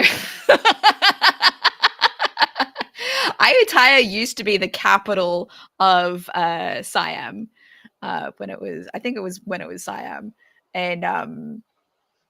and yes, there's a lot of cool ruins there. I learned about this when I went to Bangkok. I'm like, oh, that sounds like an awesome place to visit. Yeah. Well, speaking of, Daniel's comment. Oral Alarm Clock. Nice. Actually, that's a pretty good band name too. Oral Alarm Clock. That actually wouldn't be a pretty decent band name, actually. Yeah. I like that. Oral Alarm Clock. No, that's people are applauding, they're just sucking each other off. Like, yeah. Daniel, I hope you're not actually my ex Lee and is just making references that are relevant, because he did actually refer to me as the best alarm clock ever, because that was how I was waking him up. And then there was one morning that I didn't, and then he was like,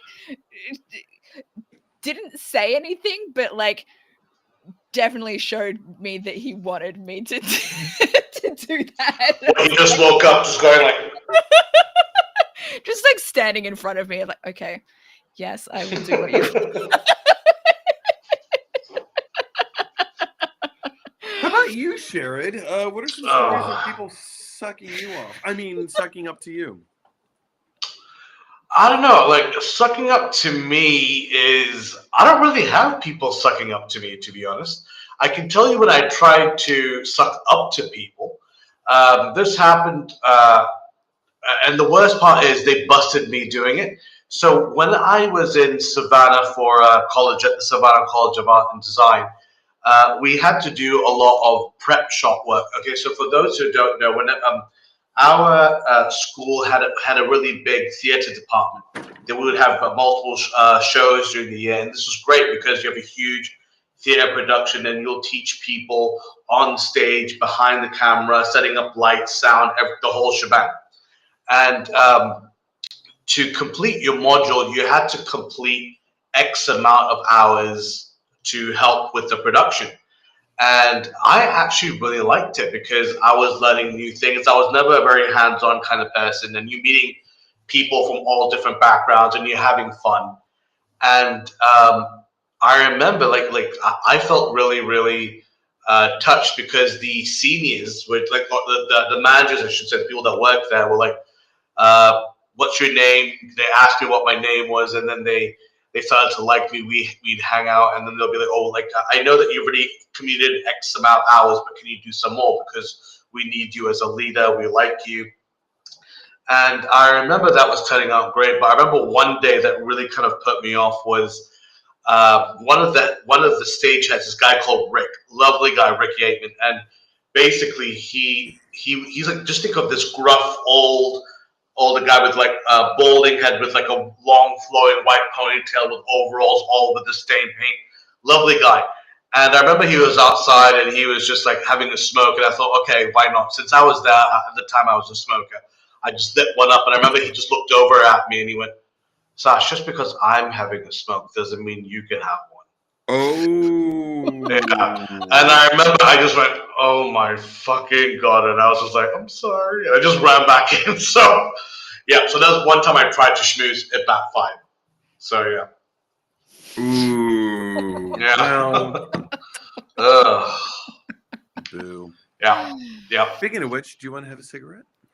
Oh yes, thank you. Lovely. Next question. Space objects. I'll pull up. Daniel's just confirming Oh, that yeah. he is not Lee. He swears he's never been Chinese in his life. Not yet, anyway. Not yet. Neither have I. I've just been had one inside. I was about to say it.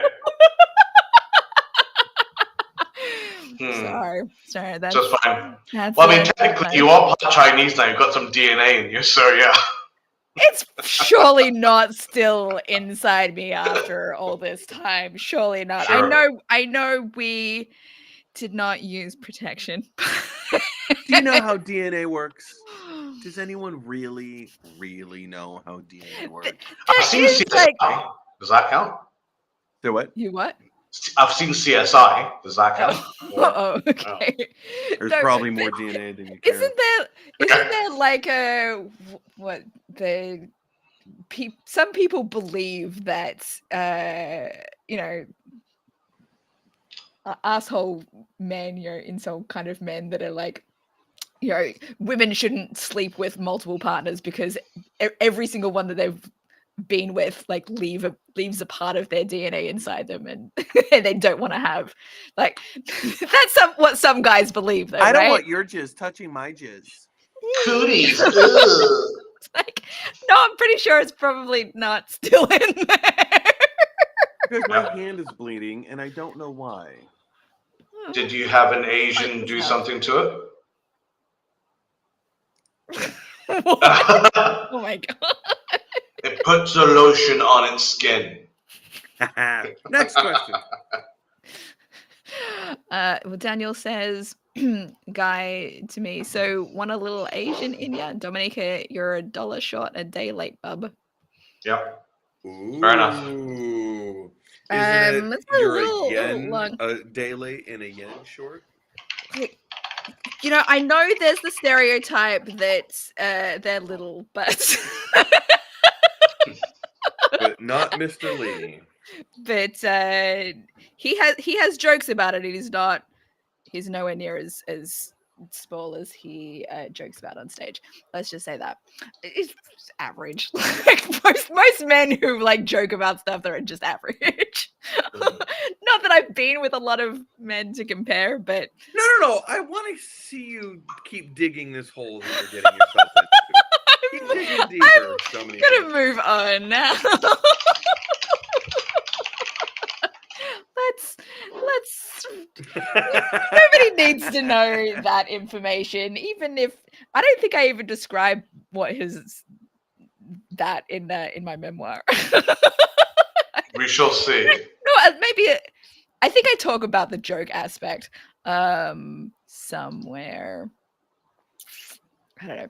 Anyway, next question. Let's get Dominica out of this. I tried.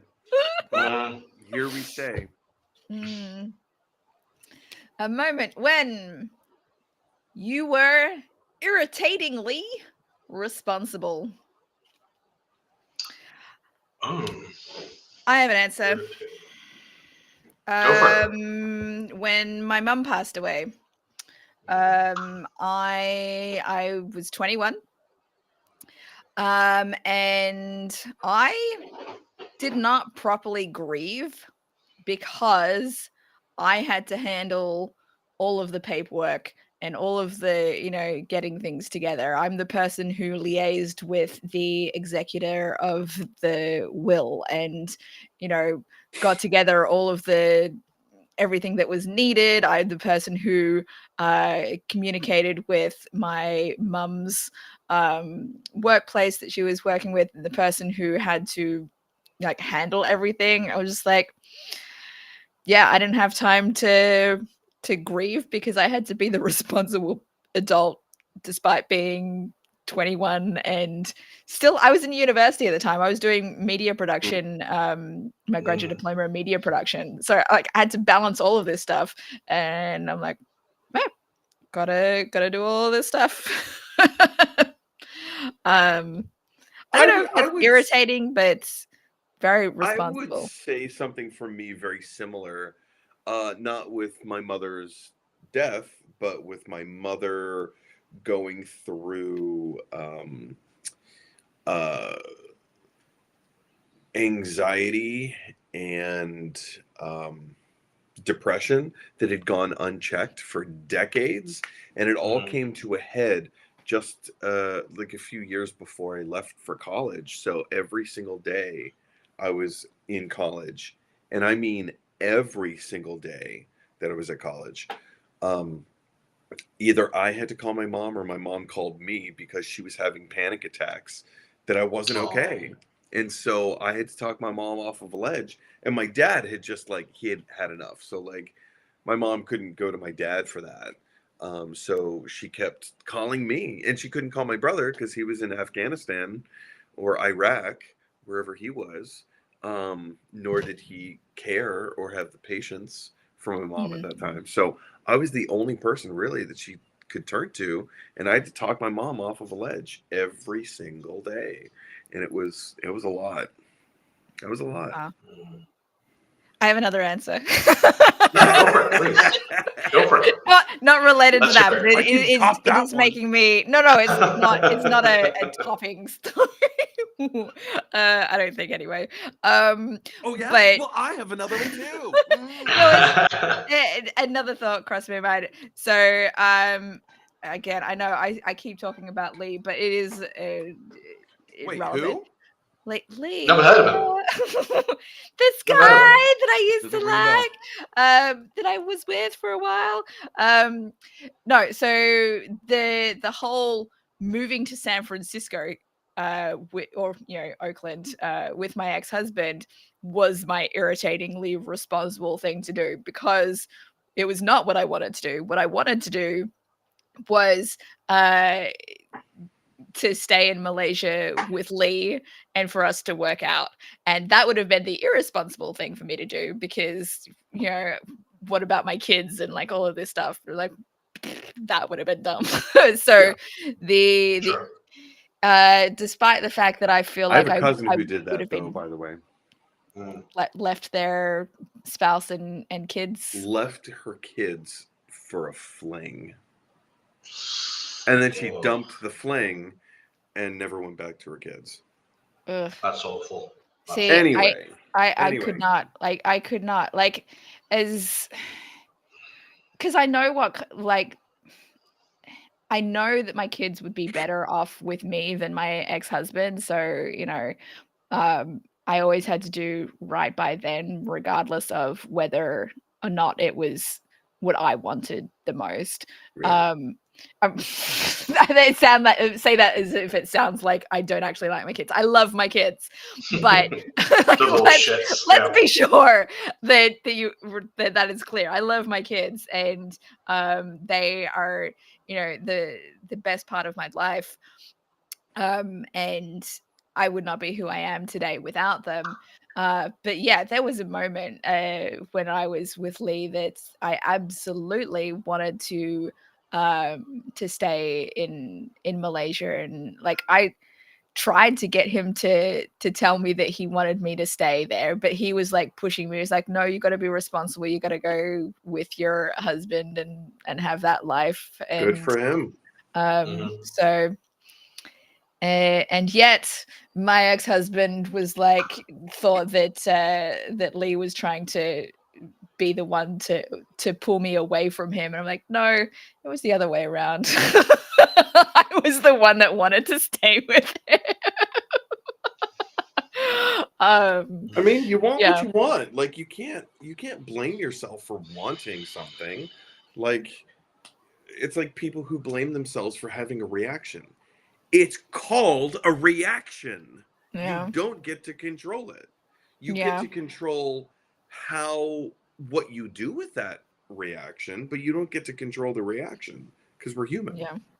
Yeah. Well, you don't get to control the feeling that comes up, but you can manage what you do with that. Yeah. And what I'm about to say is going to sound very terrible, but it's also very true.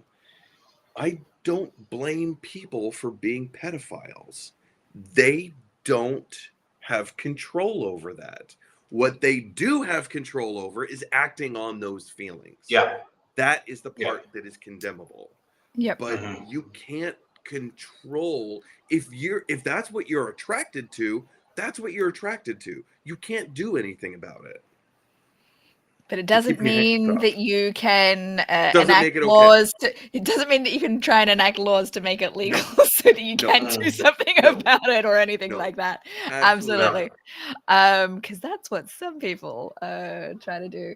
Anyway. How about you, Sharad? What has been your noble act? I wouldn't really call this a noble act per se, but it's something that still rings a bell to me. Is when I was younger, my mother, who's now no longer with us, she had an addiction to her medication and to alcohol, and she was a high functioning addict. And the thing is, my father and my sister never saw this. I did.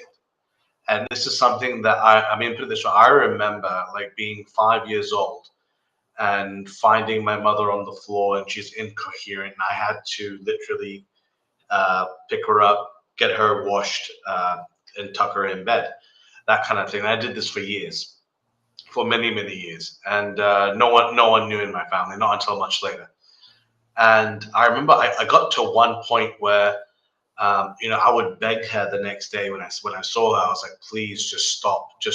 Like, like you said you would stop. But and I remember like she would come up to me and go, oh, I'm so sorry, it'll never happen again. And I would just say, okay, well, I'll see you this time next week then, shall I?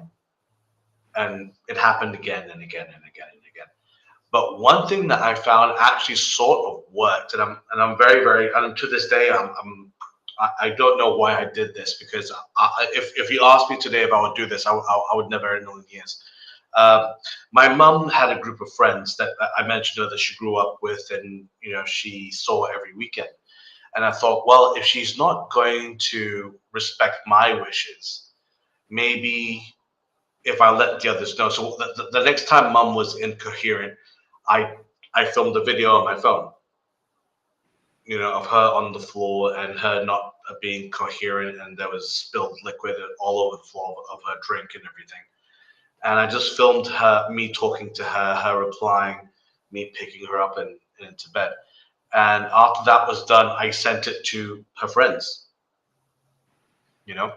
and the next day I could just, it was awful because I shouldn't have betrayed her trust like that. But I felt like she left me no choice.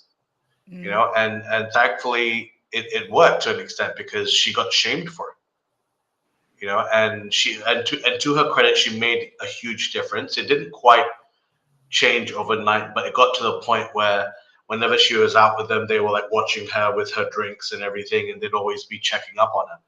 So sometimes you have to do what you have to do as a kid. Jeez. But shaming her helped her get out of that situation. Is that what you're saying? Yeah, because obviously even for years at that point, I'd be like, Mom, please stop. She's like, you're right. Yeah. I will. And the behavior remained. And and thankfully when you had other people involved, other people she loved, respected, and knew for a lot longer than I did, they became very aware of the situation too. So now she had more eyes on her. Yeah. You see?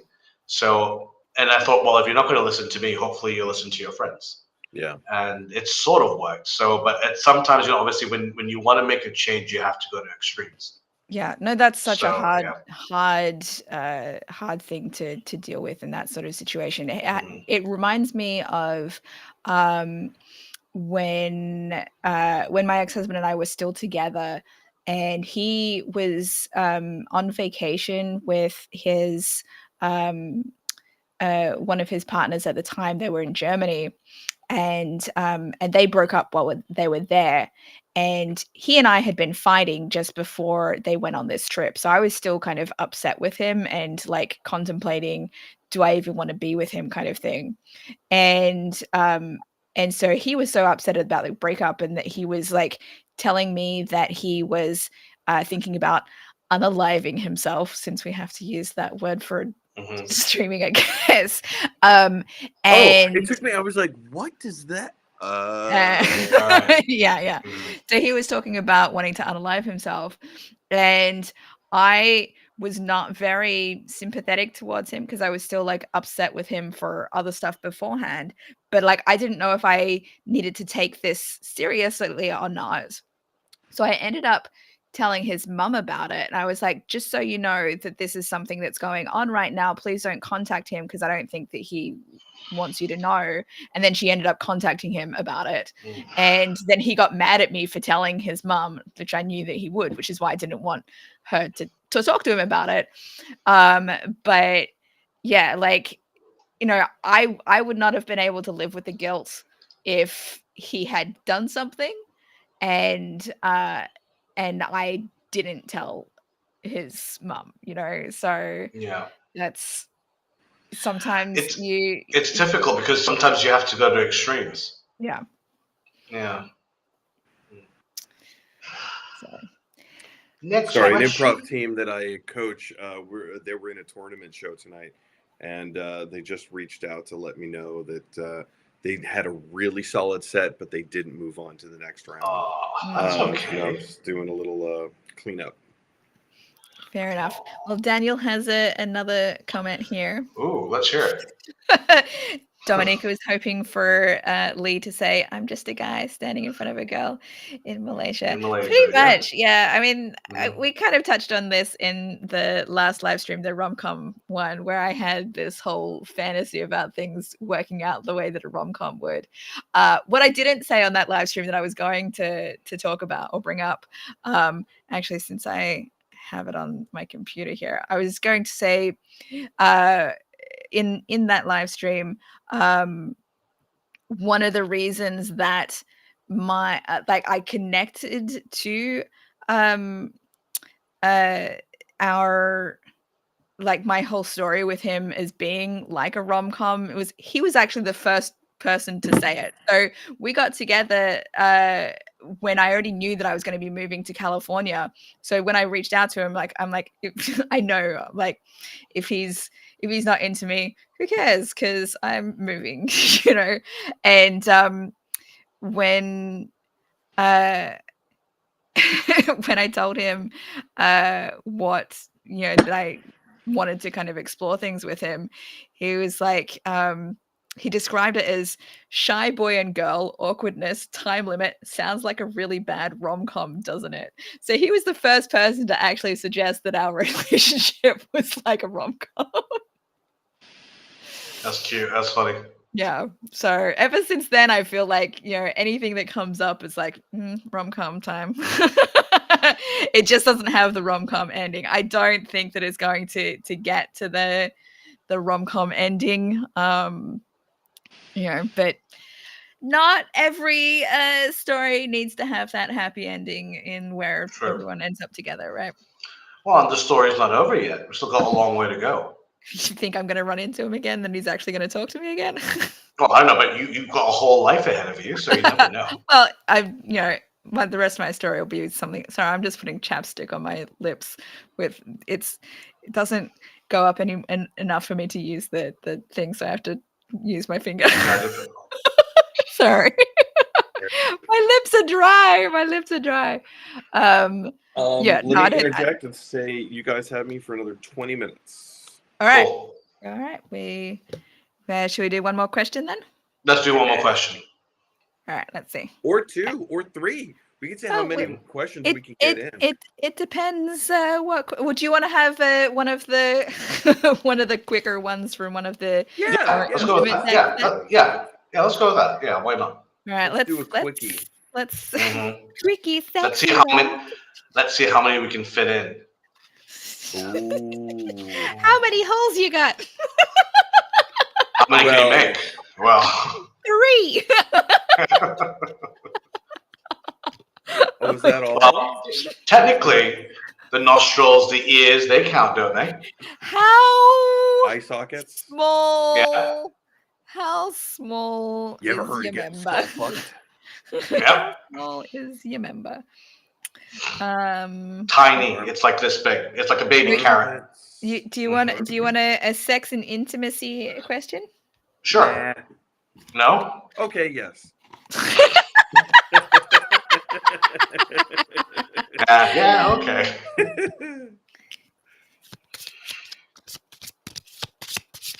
Shuffle I don't know why cards. I shuffle the cards. What foreplay do you never do that you'd want to try? It says we, but that's not. Yeah. What foreplay do you never do that you'd want to try? Cops and robbers. Is that a serious answer? No. No. I've got one. Okay, so like, there's the idea. Like, we tried it a few times, me with a few partners, but it got weird really quickly. The idea of there was two. One where we pretended we didn't know each other beforehand, and then we're like, or another one where it was how do I phrase this? It was a very particular fantasy and it was both women that actually asked me to do this, or where I've got to think about how do I say this without getting us demonetized or taken off.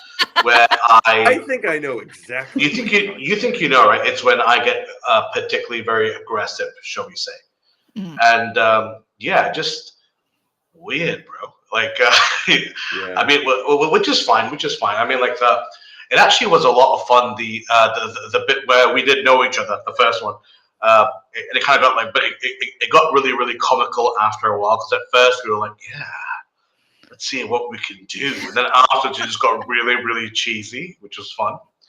And so it's just it's stuff like that. But it was something that definitely pushed me out of my comfort zone for sure. But I don't know if I'll do that again. I don't know. I'm going to pass on this question. Can't think of anything. I don't know that I can think of any foreplay thing that I haven't done that I would want to try. No cops and robbers? Yeah, I don't. Next foreplay question. Next question. Yeah. Let's have a different intimacy question. Sure. How did you learn about sex? I don't actually know. You don't know? I think mine might have been watching like some old movies. Like, I remember watching Conan the Barbarian, and I'd just be like, what's going on here? Like, I don't understand. My parents are like, oh my god. I'm just like, what are they doing? This is so ugh. And I just start laughing. I'm like, what are they doing? So yeah, so it's pretty much like that. This is gonna sound so bunk, but it's also very true.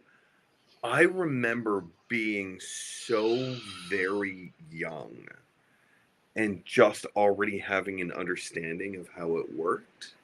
So I don't know if my parents had already explained it to me, or if I genuinely don't know, but I've just always known how sex worked. I can't explain it beyond that. I do know that while I was a Mormon missionary in Ireland, like there's a lot of like very specific things about female anatomy that you're unfamiliar with. So there was this one guy who grew up in a family who's very, very open about that kind of stuff. He grew up in a very sex positive kind of a household, and so they were very open about just like talking about body parts, and this is what this is, and this is what it does, and this is how it works, and like all that stuff. And so I remember we would all ask him tons of questions about like, what's happening? What does the clitoris do? Can you tell us more about the cervix? Just like all the clitoris, never heard of it. Yeah, it doesn't exist. Dolores. Yeah, but yeah, I don't know. That's funny. I think maybe a combination of maybe my dad telling me some stuff and then learning about it in high school.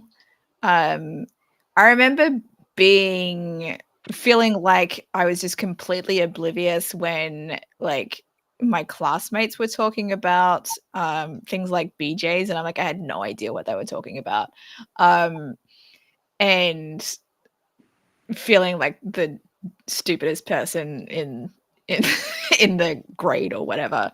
I don't even remember when I eventually had it explained to me. I think I was too embarrassed to even ask, what does that mean?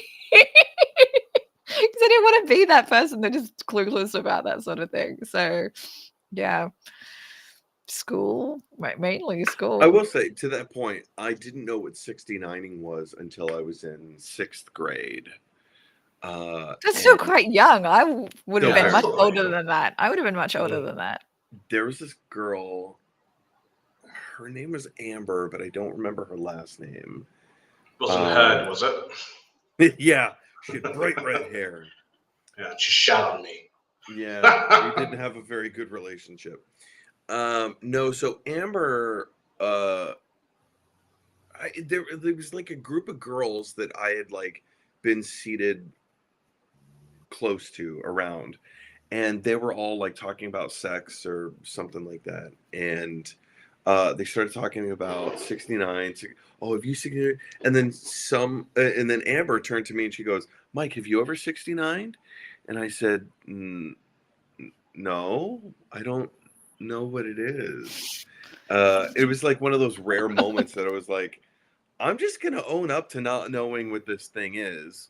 And they told me, they're like, well, it's like when you take a 6 and you take a 9 and you put them on top of each other.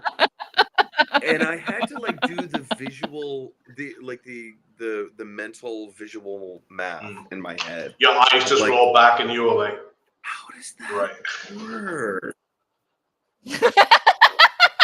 And like it took me a little bit, but I got it. And then Amber said to me, she's like, oh, you got to try it. You're going to love it. And I'm like... In 6th grade. Okay. Yeah. In 6th grade. Like, with who? Oh when would I have the opportunity? Study hall? I don't think so. Wow. So, jeez. Yeah. Oh my god. Daniel says the list of things he hasn't done for foreplay is shorter than the list of things he has.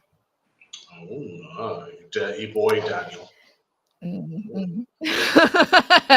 And he found his uncle's porn magazines. Sorry, corn is the word that we're supposed to use. Porn magazines when he was 5, and that's how he discovered corn. I mean, I'd say that's really... I bet there are actual corn magazines. Probably are. You get to look at their ears. For farmers. Grab that ear by the husk ears. and rip. I want to lick that ear so bad. And you know what happens when the corn gets hot, really hot? It pops. It pops off. It pops right off. Pops right in your face. Yep, that's the one. Careful though, it bends. It does. Yeah. You get that oil in there. Right. Time for one more? One more. Pick a good one. One more. I don't know if this one's... let's see if we can rephrase this for an individual answer rather than it being for a couple. Of course. Close your eyes and describe the things you like most about my body. That's probably not appropriate to do. About your own body? That's a great version, yes. Describe the things you like most about your own body. I like being soft.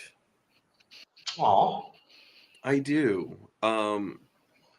I went through a very long, tumultuous run as a kid of just not liking who I was. And part of that was how I looked, was my body.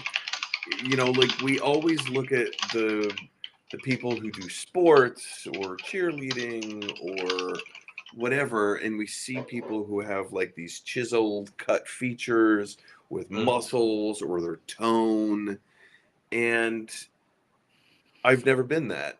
And like, I was a skinny, puny little runt, but I was never muscular. Even though I lifted weights, I was never very muscular.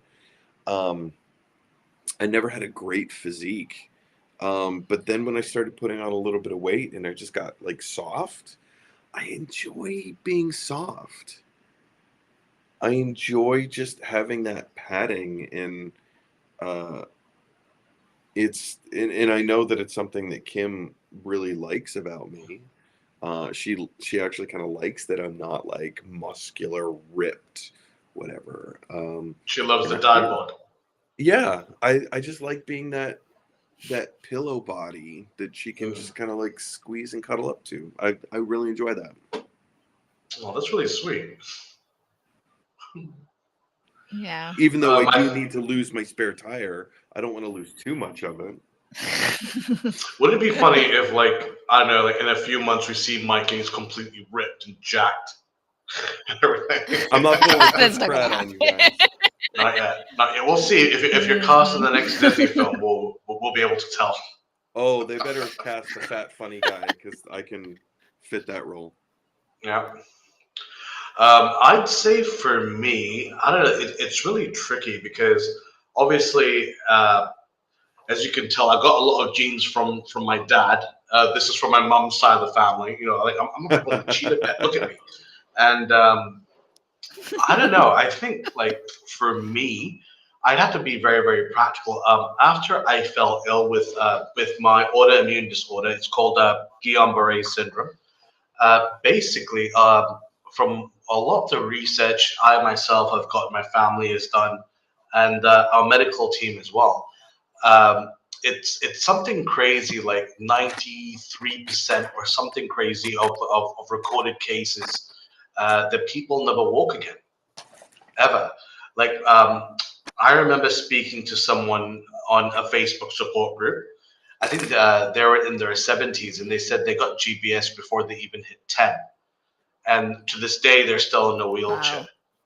You know, and I'm just very, very grateful that my body, even though it's not the definition of beautiful or perfect or anything, it's kept me going, and I'm walking. You know, there are some residuals. Like I think I told you, if someone does this to me and I'm not looking, I can't feel it, and I'm always overheating, and I'm quite weak and with muscle atrophy. But I'm walking. You know, I'll never be a ballerina because that wasn't an option. But you know, like, but here I am. So and the good thing is, it's like, yeah, I'm just so grateful, so grateful. Yeah. And I get the handicap parking, so it's so it's great. Dominica May, what do you like about your bod? Tell us, baby. I'm gonna sound really conceited because I actually like a lot of things. I like a lot of things about my body. I mean, there was a time where, like Mike, I, did not like how I looked at all, or I had a lot of negative perceptions about myself. But nowadays, I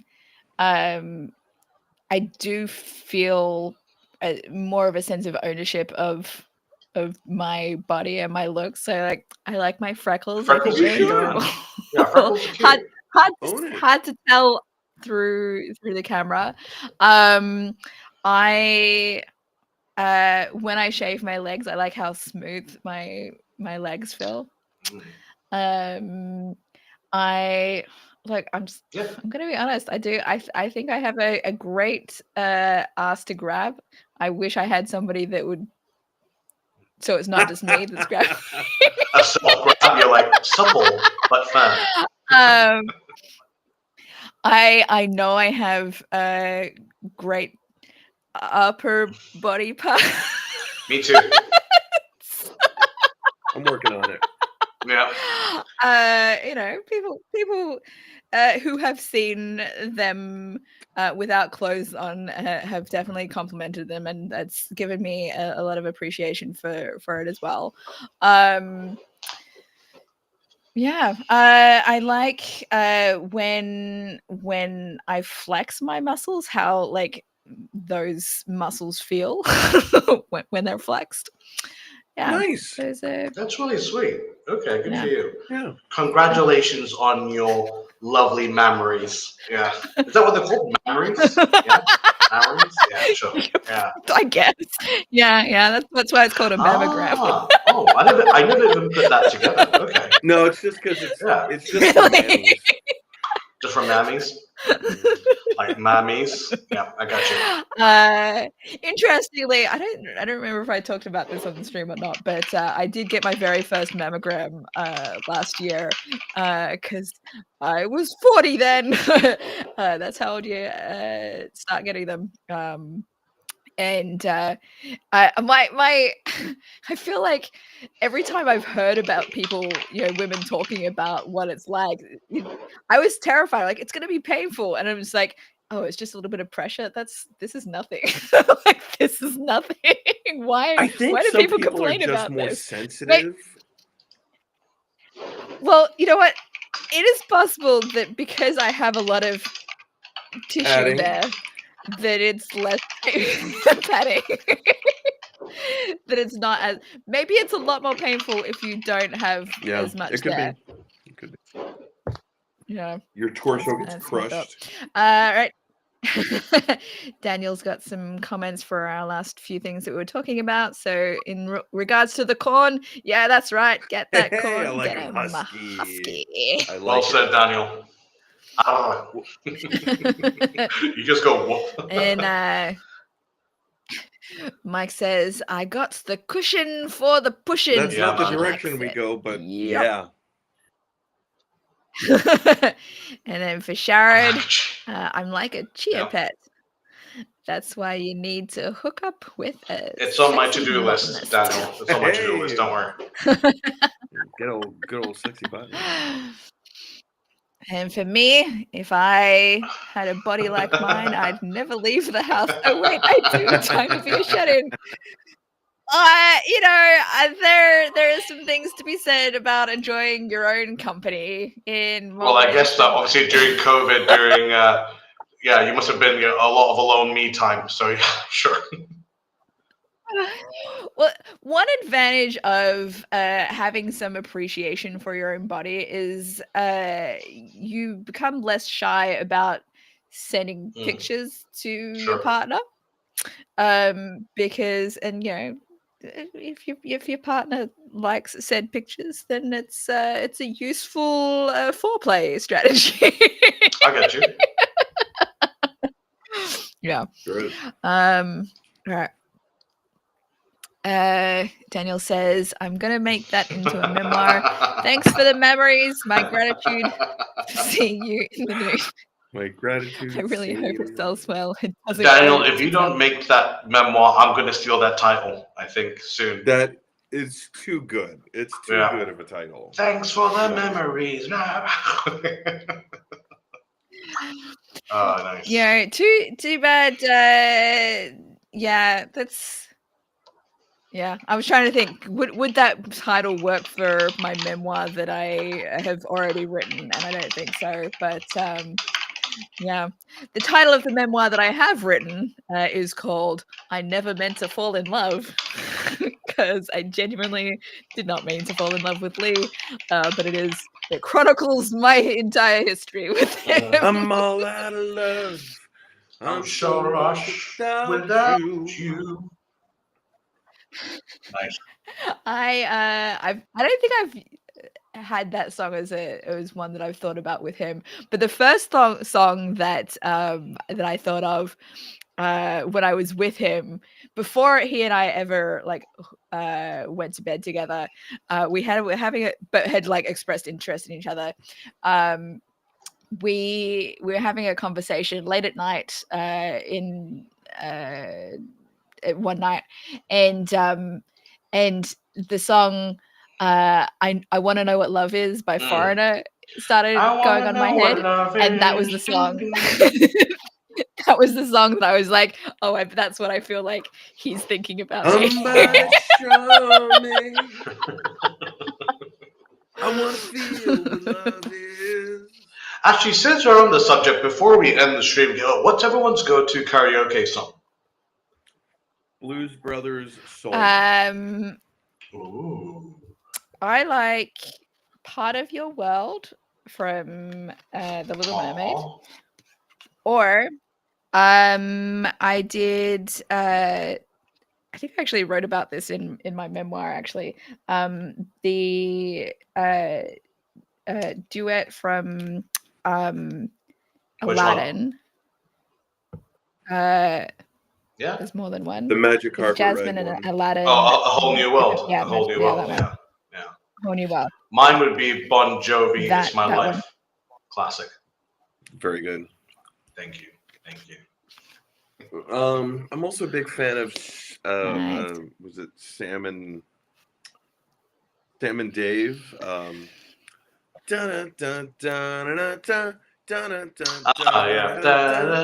on every movie soundtrack of all time. Wait, I can't think of the name of that song. Hold On? Yeah, Hold On and Coming. Hold On. Right. Yeah. One of my ex-husband's go-to karaoke songs was Creep by Radiohead. And I did a video that I shared on social media a couple of weeks back now, I think, where I talked about how I didn't think about it at the time, but in hindsight, that was a red flag because he identified with that song because he's a creep. I'm a weirdo. Ooh, Daniel's got a good comment. Yeah. Show it.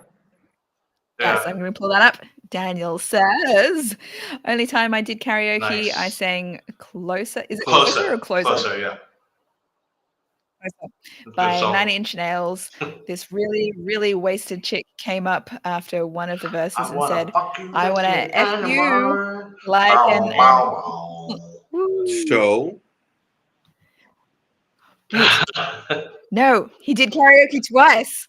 The second time was Come Sail Away by Styx. But I sang it like Eric Cartman. That's sail away, come sail away, come sail away with me. Man. Oh, that's great. Come sail away, you.